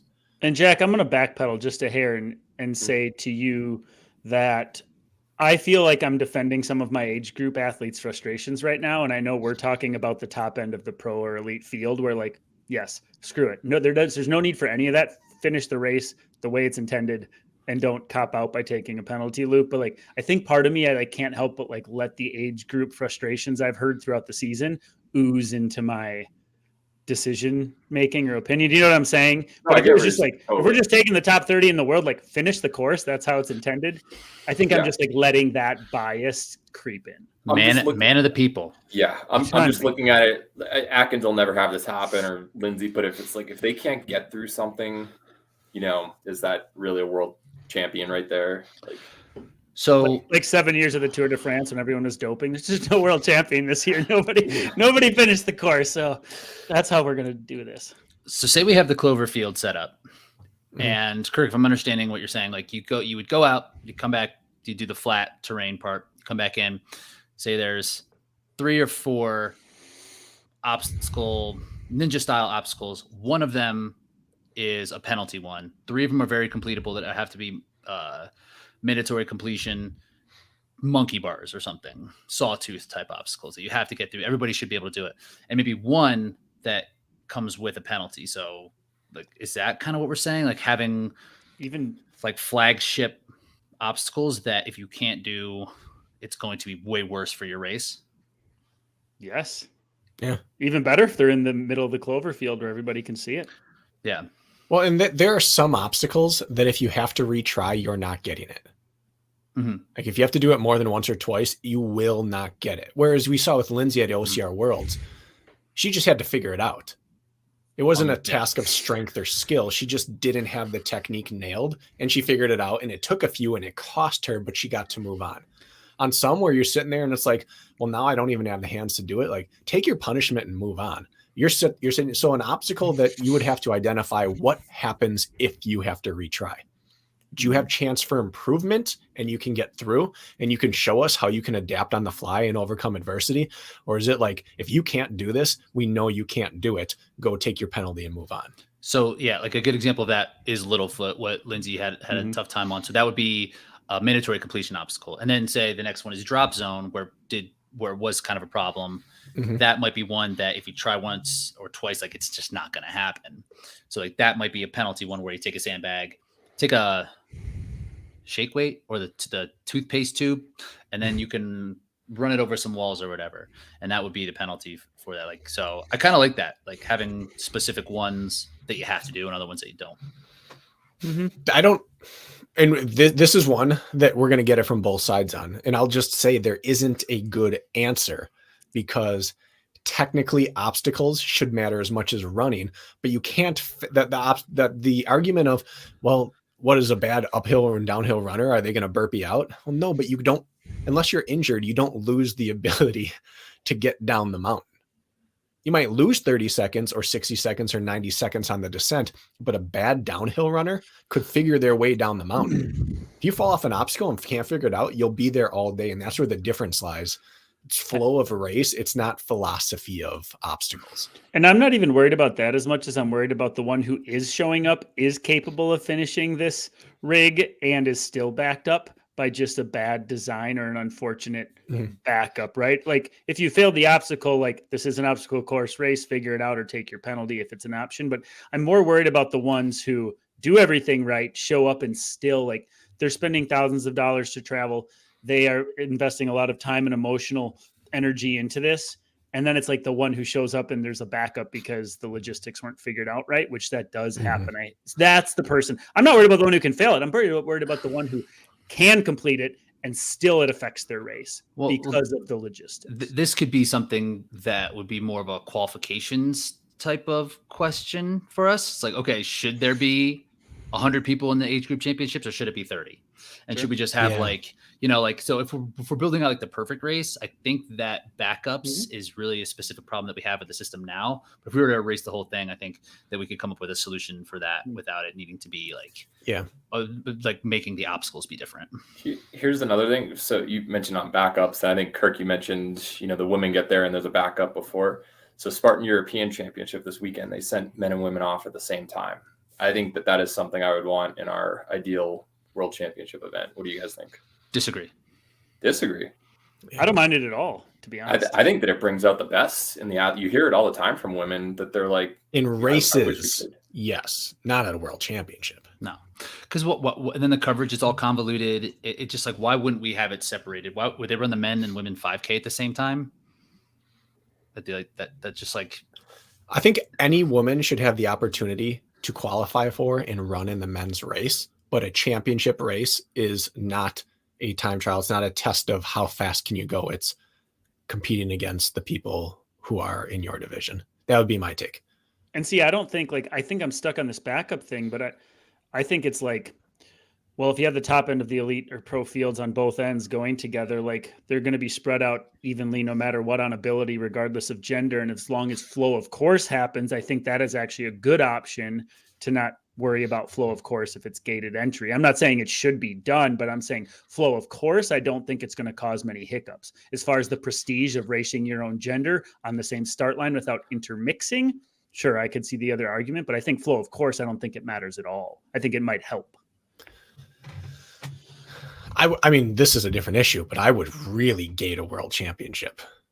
I would make it a Jack Bauer system where you can't be further than X% behind the number one ranked person or you're out.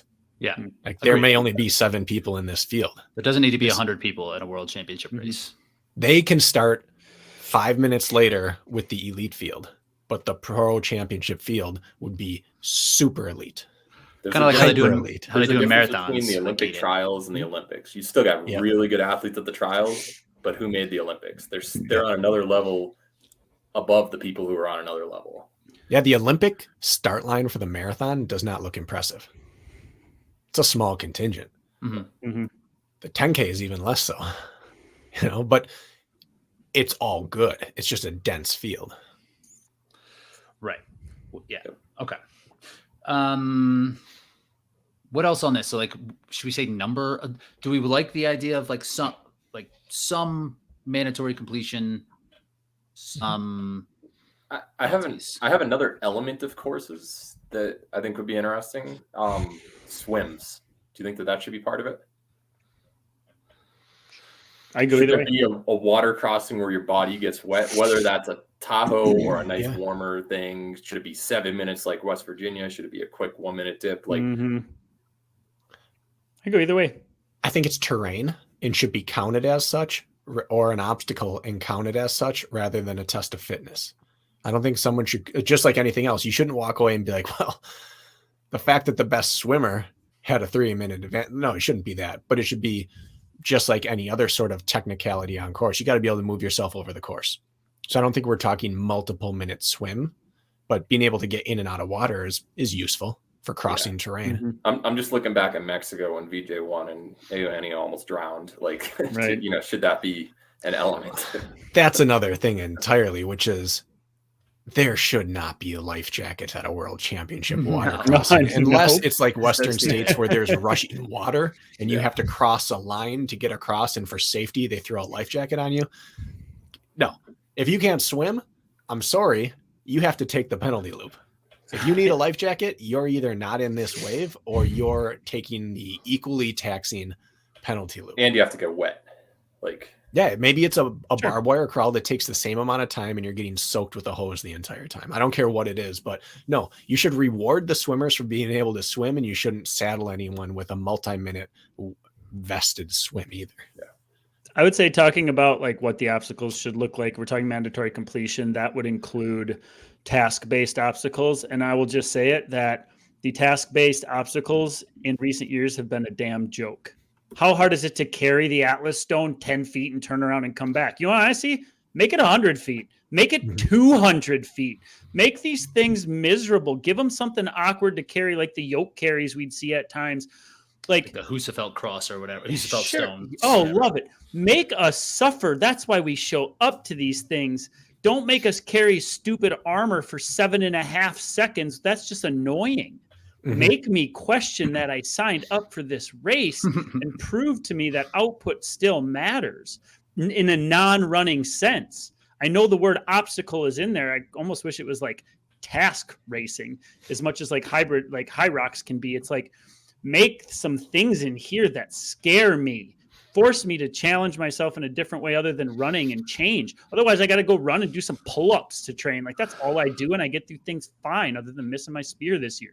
Not that hard. I could get away going to OCR Worlds and do basically the same. And I really believe that, and I have, like at OCR North American Champs the first year. No problem at all. I never once set foot in an obstacle course gym or anything like that. So I think if we're going to look at percentage of time, I'm heavily biased because I feel like I'm one of the stronger athletes, but I do believe that the task-based obstacles are a damn joke. I agree. I think there's one other thing that they could add that would be a task-based thing. Add a farmer's carry. That'll tax your grips. Love it. Later on. Very simple element. Make it a minute plus. I think Deca Fit's usually like 40, 45 seconds. Hyrox is 90 seconds for the best. Like, make it about a minute, but you're carrying something heavy where you're contemplating putting it down to save your grip for the rest of the race, first going unbroken. There's some strategy right there, and there's just not enough stuff that blows out your grip in general in races these days. I think there would be a very easy thing to add. As someone who has carried their way back into races and podiums on multiple occasions, I don't believe there is any need for tasks in OCR. I really don't. I think you look at some of the toughest OCR races out there and they don't involve tasks. However, I don't want to have my bias in there, I guess, either way. So I'll give on that point. Let's say it's not there. I think there are ways to accurately test all skill sets with it. I think you have a fast, flattish carry to test how stable you are running under load. And I think you amplify the climbing section with a heavy uphill carry. That's another way to get more up and down. I think there are ways to do it other than just complete a task for the sake of having a carry. I think intelligent carry design matters. And I think that's what we've lost. I think we got too into making a cool Spartan helmet with our carry rather than putting you on some. And there's a place for that. Make that the fast carry. Mm-hmm. One of the most destructive carries we've had in my memory wasn't a heavy. I mean, it was heavy, but not terribly heavy. It was the double sandbag carry in Seattle. It was Horrible. flat, but it was destructive because you were trying to run hard with it. Mm. So I think intelligent design matters more than do we need tasks or not? Like, who cares? If it fits the flow of the course, it's fantastic. I had one, I know I've talked about this, but one year we came around the corner and there's something to drag and something to carry, and you took it over basically rolling mud without water. It was a really cool test because it required the same skill sets the technical off-road running required.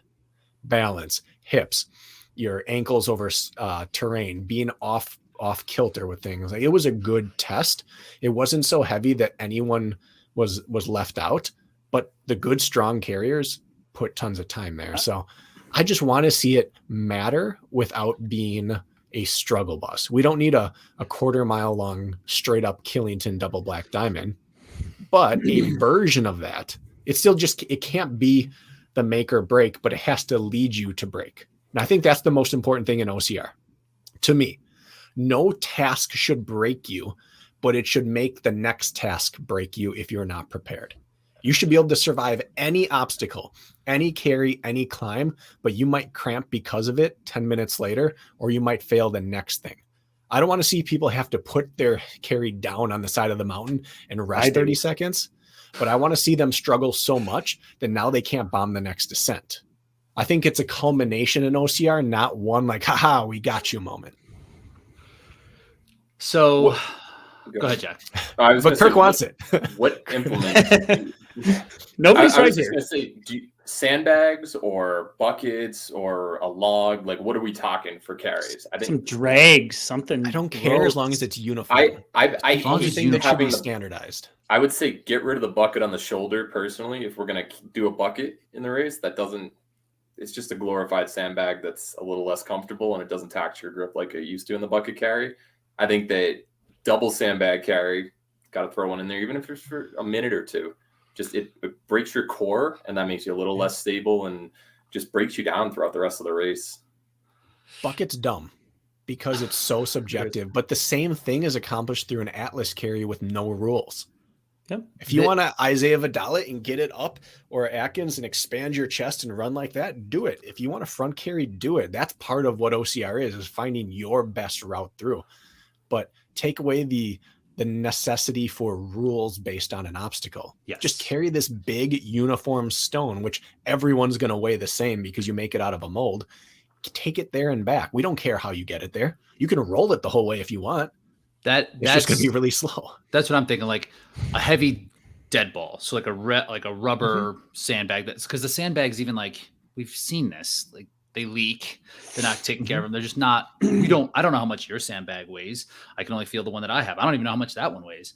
And it's just they seem to be different. So yeah, like a stone or something that made of like iron or dead ball, something that doesn't change. I like that for like the one heavy. And like, so say like that one's uphill, or that's like the long grindier one, and maybe like a farmer's carry on the flat that can then make the You can roll with. Yeah. Yep, that you can run fast with, but depending on how you want to break it up, it could affect your grip for the gauntlet coming into. Jack, what's a good weight for a farmer's carry, you think? I'd say probably 60-40 if you're going to keep it a minute. Total 60 weight for the men, 40 for the women. No, Usually each it's about hand. Each hand. 2/3. Yeah, per hand. Yeah. Kettlebell or dumbbells. Yeah. Am I the only one? Maybe this is just like, again, this is totally my personal bias coming through. And I think I might actually upset some listeners with this, but other than the big exceptions, like a VJ Jones or a Hobie Call, like I don't want to see somebody, unless they're a true outlier, cross the finish line that look like they could be a world-class 5K runner. I want to see somebody who's been forced in, like, and again, I'm going to get somebody that's pissed off at me, like, other than rare exceptions, like, my God, Hobie's freaky strong for his size, and he's proven this by being able to do the tasks. But I've always looked at this as like if I look at somebody and I'm like, how, like, there needs to be other elements that add to this. And if you're lighter, carrying your own body weight through space on obstacles is typically not a hindrance. And again, I know I'm upsetting some people, but like, I just personally was like this gritty, raw, barbaric, like you should still be able to like test the athlete. Right. And I think there should be more modalities. And so I don't want to see a world-class 5K runner-esque human cross the finish line first because they're the fastest runner, and it still is what only matters. And a lot of these courses turn into that. Maybe people are going to agree. That's a good point. The world-class 5K piece is something I think that leads to how do you approach every obstacle? If you took the fastest possible runner and found how much time could a mediocre runner lose on our clover leaf section that is running, what percentage is that? Is that our acceptable variance in ability level on every given obstacle? Like, is that what you shoot for on the climbs? How long do we make the climb so that it's really no more of an advantage than the flats were?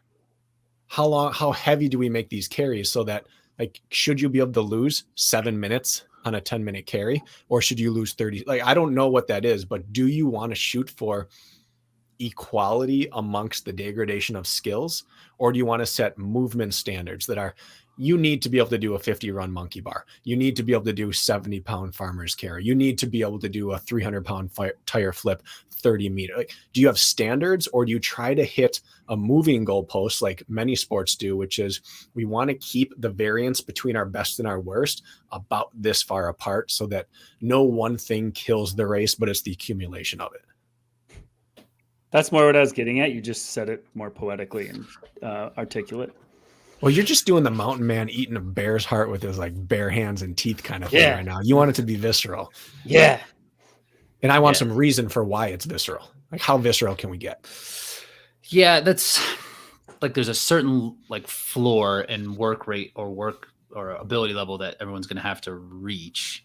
Because, and I say that because like we've seen OCR events overseas where our athletes probably couldn't get through all of their obstacles. They couldn't get through our double sandbag carries. At a true global OCR event, this is brandless. We're not building a Spartan championship. How do we accurately test all the skills without totally alienating a group, but also being able to have someone get spanked, go home with something to work on? Like, what is that acceptable piece in an OCR world championship where you test everything that needs to be tested in a way that people at least have a shot to try to figure it out on the fly? You may not be able to win your first try or even be super successful, but you would at least leave knowing I could fix this because I'm already a world-class athlete.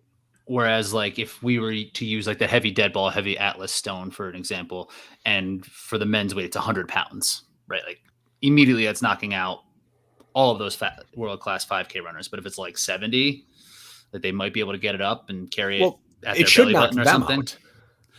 But should it knock out like a B-level hybrid athlete? Like say an Albin, right? Because that's what's happened to him in the past, right? Definitely not a B-level athlete, but like the heavy, and he can do carries. He's obviously strong, but like the carries are something that have knocked him out in the past. Like, should it be that heavy? Although when we say knocked him out, he went first to third or second to fourth. Like, to me, that's an acceptable knocking, because that's what you kind of want to see, isn't it? Those are the and that's what he did to people on climbs and descents. Yeah, like, to me, that's an acceptable degradation of time. He knocked down 2 spots on that, and he probably took 2 spots back on the first climb. Like, okay, that's fair play. How many times do you think John Albin worked on double sandbags before that? Like that year? Probably none. 0. None. Yeah. So, but he figured it out enough to be top 5. I think he self-admittedly said he worked on it. None. Yeah. I want to punish weaknesses, but not more than I reward strengths, and vice versa. I don't think we have to decide on it now, but I do believe that tasks don't matter. But if they do, they should be appropriate to the level that running and obstacles matter.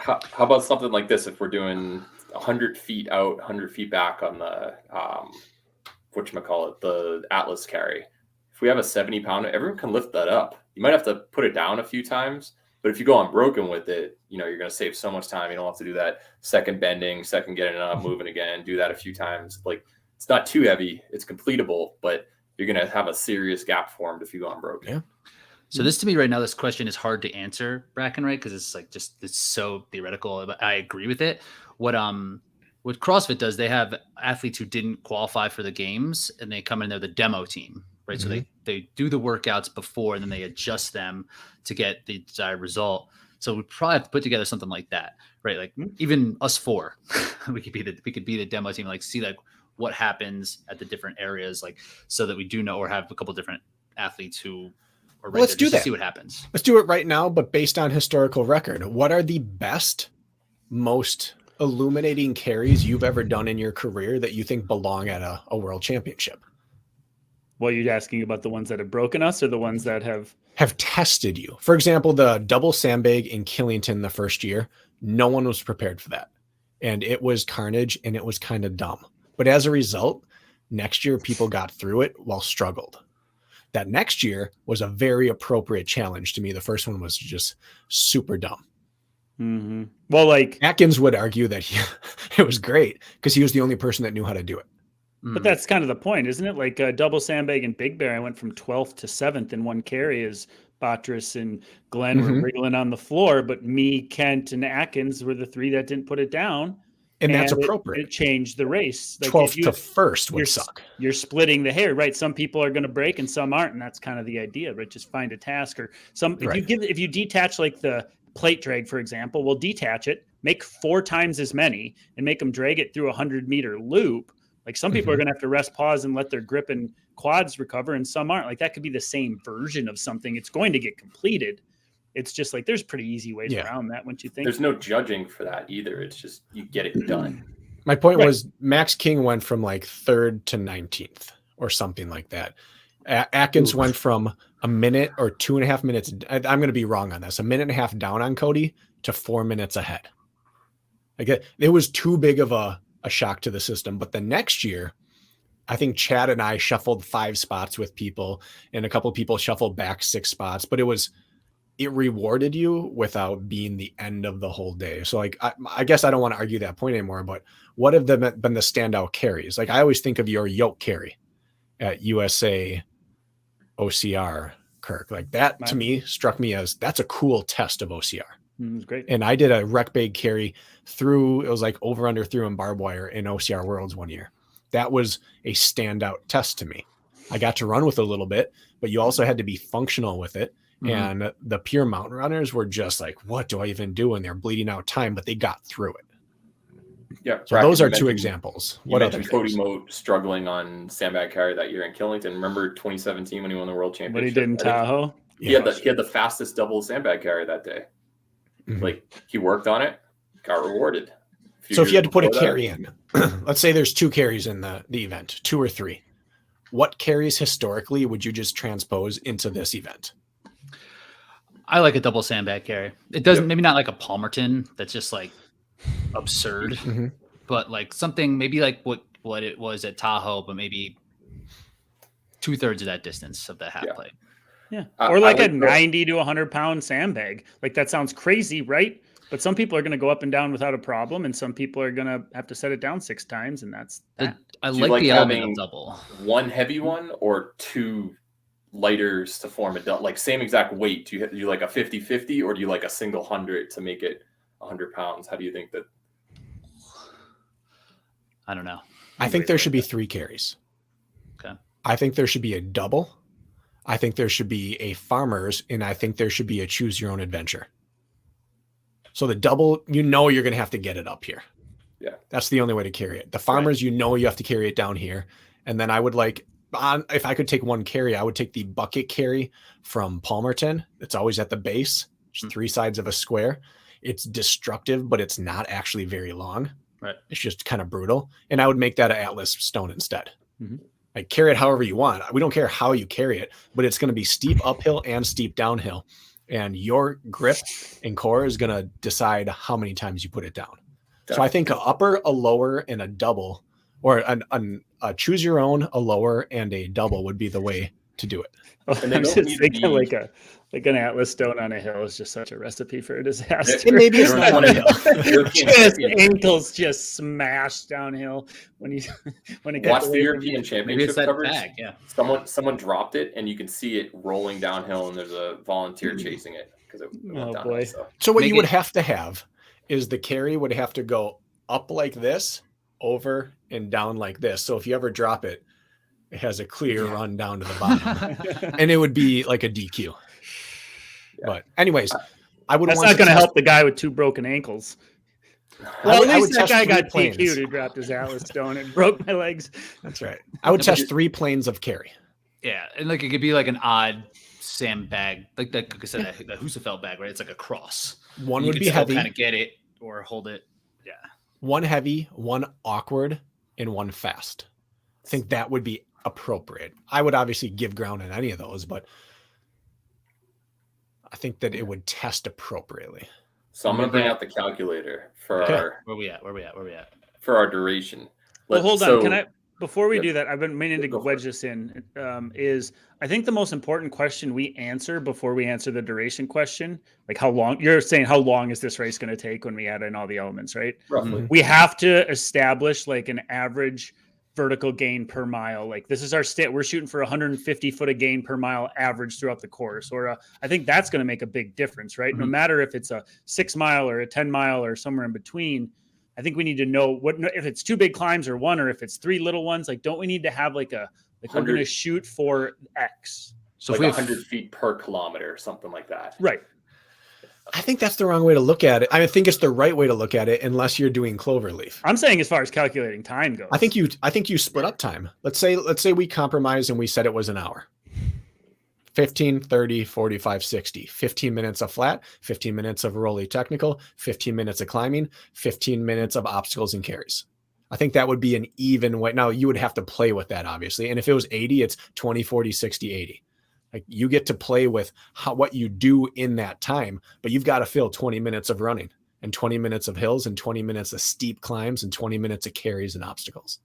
And maybe it's not 20 of carries and obstacles, but I think you could fill up time rather than duration, because whether you hold it in Montana or Killington or Abu Dhabi or I don't know, Tahoe changes how much running you're going to, if you're trying to get 100 feet of vert per mile in a pancake flat sand dune, you're just going to have to go up and down a sand dune the whole time. Maybe you will. That makes sense. Yeah. And that could be something else I didn't know. It's like, should this just be one venue? Should this ever change, or should it be at one place?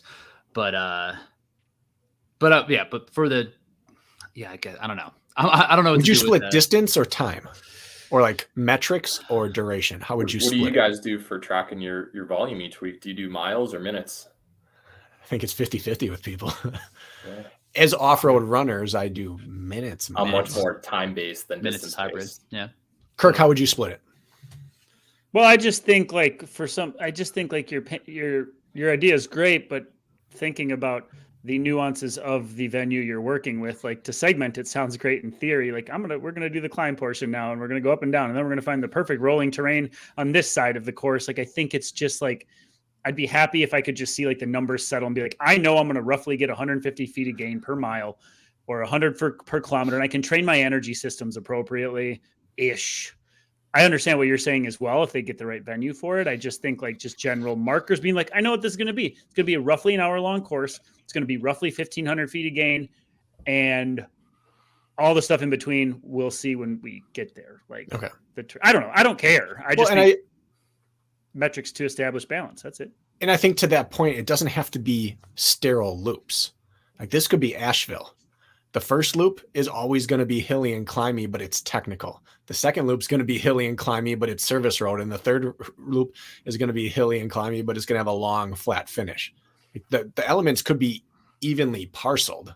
I just like the idea of coming out and hitting stuff in different terrain and hitting obstacles in the middle and going out again and hitting and out and hitting. You wouldn't have to necessarily do them sterile in a vacuum, but you could. If we're going to actually like estimate duration, Kirk, I'm just going to use you for San Luis Obispo because you were able to run close to your top end speed on most of the flats and stuff. And typically we don't have a whole lot of flat stuff that you can do. Ignoring the spear, let's just say that would have been 20 seconds instead of 45 seconds or whatever. How long, like what pace were you running that race? 5:15. Let's 5:15? Say 5:15 to 5. The flat stuff we were running 5:15, but some of that's junky stuff 5. Okay. Oh, those guys up front were running 5-minute pace. Easy okay. on the. Yeah, 5:15 to 5:30. So times 10K, roughly, you're looking at like 33 minutes, maybe. I mean, that's on the fastest side of things, but I would say sure. Yeah. I'm looking at the front, and then that was hard packed terrain. That's the thing. If it was a flat Jacksonville and it was a little spongy, it would have been slower, but it was like almost like a road. Okay. And then VJ finished like 41 minutes or so. So you're looking at about 80% running right there. And then 20% on the obstacles. If we're just going to try to like define or get like a realistic expectation on, I think it was 6.5 miles roughly, right? 6.5. Okay. So maybe it's like 85% running, and it's probably more towards that. 80-20 sounds good. Yeah. 80-20 is easy to work with, and it's just kind of a nice running term also.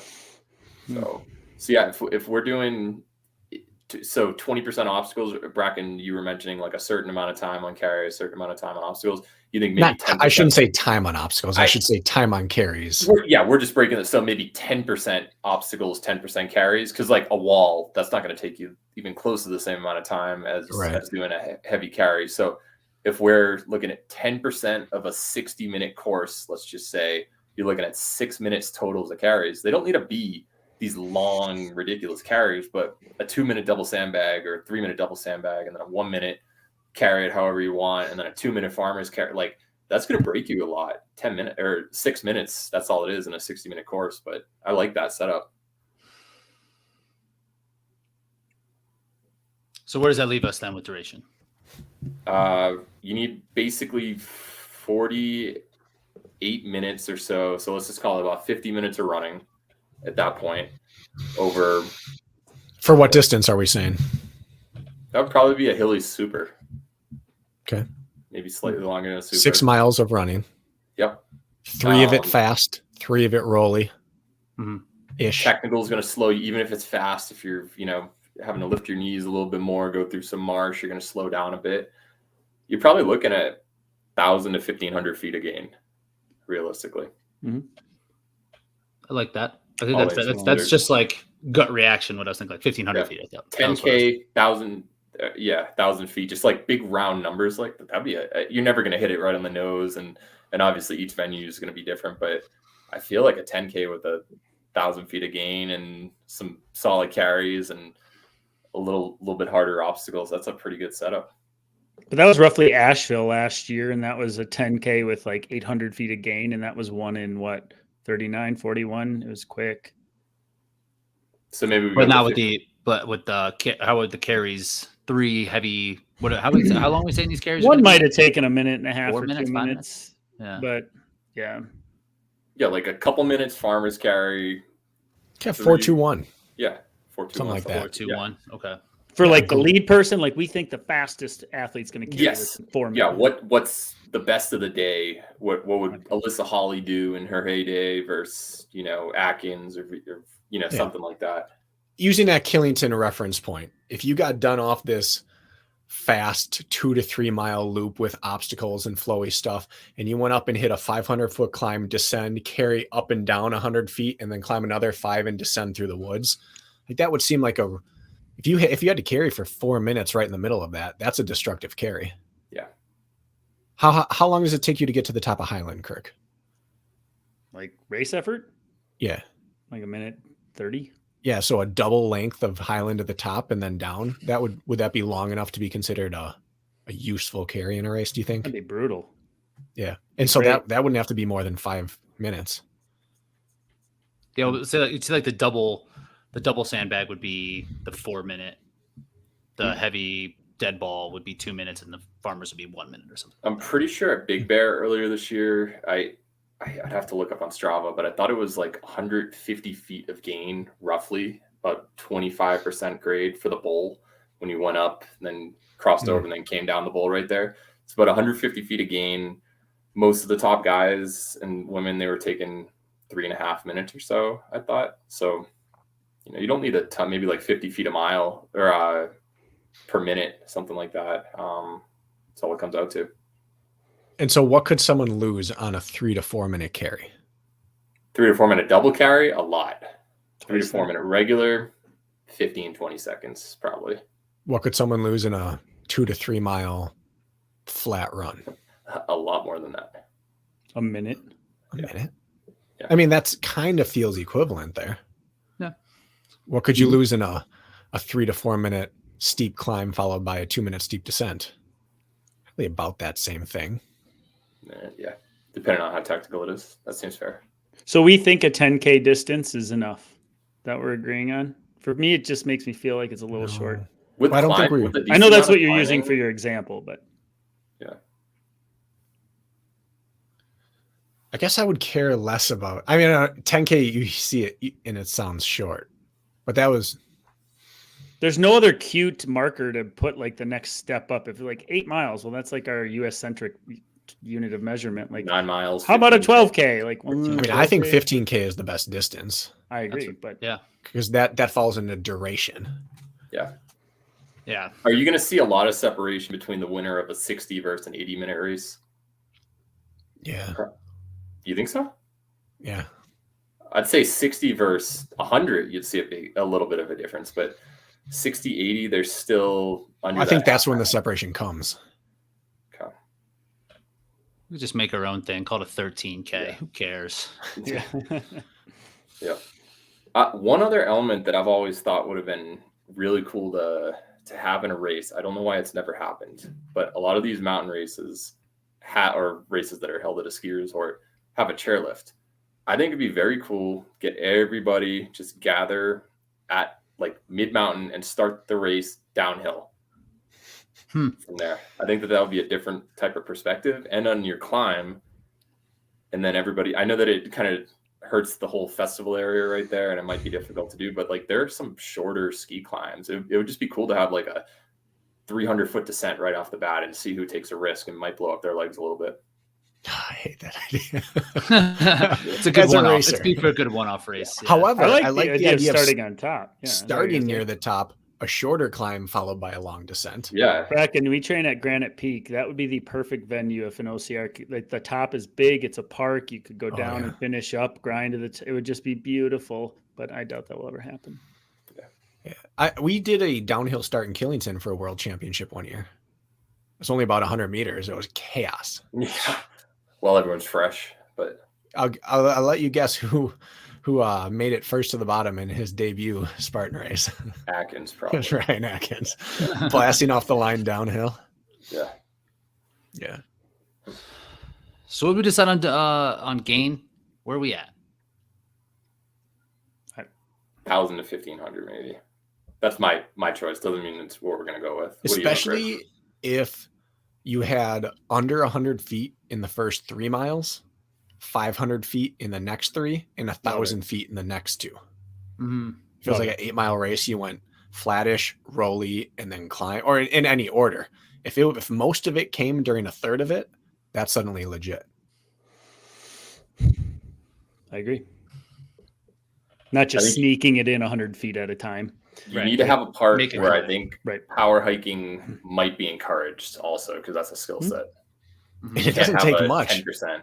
We saw that in the 3K at Worlds. People hiked a lot of that race, and that's a little more than 3K, 3.5K race. That's crazy. Yeah, a 13K is about 8 miles, 8.07. Oh, nailed it. What's wrong with I think it's 100? What's wrong with 12.9K. that 150 feet per mile? I don't know why my brain's stuck on that, but that comes out somewhere in the 1250 range, right? No, 792 is 15% in a mile. So you're looking at like 3% average grade right there. Oh, I just mean 150 foot per mile average. You look at how long the race is. If it's 8 miles, we're talking. Jack's answer broke my brain. I was like, Yeah, shit, I'm you're lost. too smart for this, I've hung around for a while. How many now I'm feet? lost. If you're constant 15% grade over the course of 1 mile, you'll be just under 800 feet a game. This isn't referencing you at all, Jack, but my least favorite stat ever on a course profile is average grade. When people are like, "Oh, the average grade is 10% on this course," It's useless. like, Right? okay, It's like there's a what brand of shoe was 40%, the yeah. race director wearing when he stood at the start line? Like, that's equally useless. Not to win Bracken. I think you would want to know what kind of shoes people were wearing. That was just an aside. What was he wearing? It's just a useless stat. 13K, about 1,200 feet. What time Kirk, of you year? get your Good Fall, question. September. Not triple digits, not frozen water. Labor Day. Great. Love it. Okay, where? Labor Day's hot. Yeah. Labor Day in Northern- Abu Dhabi or Texas is going to be a little different. Yeah, than- that's a good Maybe point. Pacific Northwest. That'd be I nice. like cold, but I think Labor Day would be more teaching towards the test of the rest of the year, where clothing choice probably won't impact things as much as it typically does. And like in terms of venue placement, like the way we're designing this is gonna be really hard to rotate. So like, No, it's easy. Just do it in Atlantis. Everybody can. How hard could it be? good question. I see. I'm just why kidding. don't, why don't That's you do it, racist, Brakken? but- Yeah. Why don't you do it? That's not my job. You figure it That's the beautiful thing. It's not my job. I just say Second stuff. time. It's not your job. You just Second say straight stuff and you podcast. do a great job at it. I don't want to be like US centric, but to me, if you look at the setup of the OCR world, it would make the most sense to have an East Coast US location or somewhere Central Europe. And you could even alternate years. That's fine. But East Coast US is just the easiest to travel to for the entire world. I was thinking Yep. like the UK. I thought would be a little bit Yeah, UK. better. Alternate. People Yeah. think it's like such a big, I mean, it's a travel to get to European countries, but it's not like, it's a reasonable ask. From the East If Coast, you're it's not that coming, bad. right. It's- I mean, not everybody is, but it's a reasonable ask. It's and vice yeah. versa. I mean, West Coast with the layover to the East Coast, that's 7 hours on a plane, and then you have to drive to the. It's not like it's an easy shot. And then if you're in London and you travel to New York, it's about the same right there. You have Yeah. customs and everything, but Yeah. it's still difficult for both people, even domestically. If I ran the OCR world, I would alternate Europe, US East Coast, Europe, US East Coast. I think it just, you can't deny the US has the lion's share of any country of top OCR performers. And you can't deny the fact that you can't leave Europe out either. And so I would just alternate between the two every single year. Okay. And then that happens for, I don't know, 4 or 6 years in a row. And then people start bitching about the same venues and and then we You can have you can this alternate conversation West again. Virginia, Killington, Asheville. You've got New Jersey. You could Palmerton. You could go up and down the East Coast. But it doesn't, that's just like, again, that's the system that we're in now, that people want the course to be the challenge instead of Right. training to the tasks. And if it's going to be somewhat like reoccurring and you're going to understand what the tasks are there, like just suck it up for the one race and travel to Tahoe on your own dime later on. Well, it's so true. And people travel for Hyrox, like it's growing crazy, and Yeah. everybody knows exactly what they're going to get there. The same exact shit. Same thing. Yeah. Yeah. Did anyone get Marathons, tired of races. King's Domain? Never went there. I don't think I heard anyone get it tired of it. Because you can even change things there. For a championship race, getting tired of it should be like the last thing that should matter. You know, You could Mhm. easily also change the order of the clover leaves as well, and that'd make it a complete. Just like Tahoe, sometimes you go backwards, sometimes you go forward on big climb, low climb first. It'd be easy to do. did we do it? So it's settled. I don't know if we could get like, I don't know what, $500 to $1 million in donations. We'll do it ourselves. Yeah. $500 to $1 million in donations. 500,000. I vote for $1 million. I Yeah. vote for $1 million too. Anybody Let's out make there? America. Let's make it happen, fellas. Nice time to plug our Patreon. Nice job, Kurt. Yeah, get us there, folks. Let's go, Patreon. All right. Before we wrap, pick your venue. If you had to have a fixed location world championship venue, one cloverleaf venue and one non-cloverleaf. We're not going epic scale. We're not building the mountain championship. We're building the best test all skills venue. If you had to just stamp one for all of time, one cloverleaf and one jack of all trades venue. So you're saying a hypothetical cloverleaf, like where would we like to see that? Yeah. And the other one that exists. Yeah, Currently. that you just think is the best Well, test all around. The Cloverleaf has to take place at some sort of ski resort mountain type venue. I think that would make the most sense. I want to say like a West Virginia, but it doesn't have long enough sustained climbs in the venue I know. So we probably need to pivot from there and pick a ski resort with a good outlay at the base, in which gives us options, right? I've never raced Killington. I mean, I know Palmerton I have, but you have to have access to that type of terrain for a Cloverleaf setup to hit everything that we're talking about. And maybe not. Maybe I'm missing something, but Does Vernon make sense for an East Coast one because Vernon of could just its proximity to New York City in terms of travel? Never been. Does it lay out like that? Yeah. You could. Yeah. It's a little bit tighter in terms of it'd be a little bit harder to get the flat, but I think You might hit gravel more. You might get some gravel. That'd be okay. My vote's are Vernon. Because I'm going Killington for Clover, and I'm going West Virginia for Jack of all trades course. I would bet West Virginia would be on most people's ballots. Best mountain course out there. Yeah, it might be on their mountain ballot. Isn't just finding a venue somewhere in that like southeast region? They probably could find a dozen down there in the Asheville vicinity. Just go get down there, find a place. There's probably a ton of unexplored that we don't know, but that region is ripe. Like Western North Carolina. Yeah. Eastern Tennessee or something like that. And I'm solely choosing East Coast. Their terrain is varied and I love it. I think you can find anything, but because of travel. Like if you can fly to LaGuardia, now that it's remodeled, you might even want to. Yeah. I can't speak to what Tennessee's they have a in the little UK. tougher. Yeah, I guess not. And I would also throw in, if we're going to look at Europe, I would throw in the Tyrol course in Austria. Got a lot of variability right there. You're on a mountain for sure. They have some flat space over there, and everyone just talks about how you've got your dry section through the quarry. You've got some wet streams. You go up a mountain. You've got everything right there, and Perfect. pretty centrally located. I would pick Abu Dhabi. You could not Abu Dhabi, but I would still put that Hatta location. That's still a spectacular location. But you talk about ease to get to. It's no better than Abu Dhabi. Did we do it? I think we did it now. Did it? I think we officially did it. So, boys, nice job. We're just here solving problems, making everything better. What we got on the running? Talking about solving problems, we're not actually solving. We're definitely not going to. We're giving a lot of suggestions. Sweet spot. We're not going to attempt to solve anything. That's if we were on the board of directors right now for some race right here. It's 8 hours of build time right now. We're done. We've got it all figured out. Actually, you know what? We could do like Ironman and do Kona, but not Kona. We would have to do Oahu. That location down there where they hold it, Kailua Ranch or however it's pronounced. Oh, yeah. That would be perfect. The Asian contingent would be happy. That's a nice little jaunt there. International. People would be miserable going to Hawaii. I'm sure that would be a real hard convincing. Mm-hmm.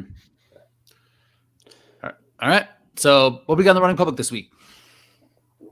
We talk about pacing. That's on our training Tuesday, but not pacing like while you're out there running, like pacing the flow of your season and life and trajectory with endurance training, figuring out how to make it work without being burnt to a crisp. And then TBD on the interview. Brakken, is there something I don't know about? I think we discussed a big old Q&A. We've got several deep dive questions that we're considering making just a training Tuesday off those questions, but we might make them like 5 to 10 minutes each of good answer. Nice. Love a Q&A. Speaking of balance, Kirk, I took this week off of podcast for reinforced running.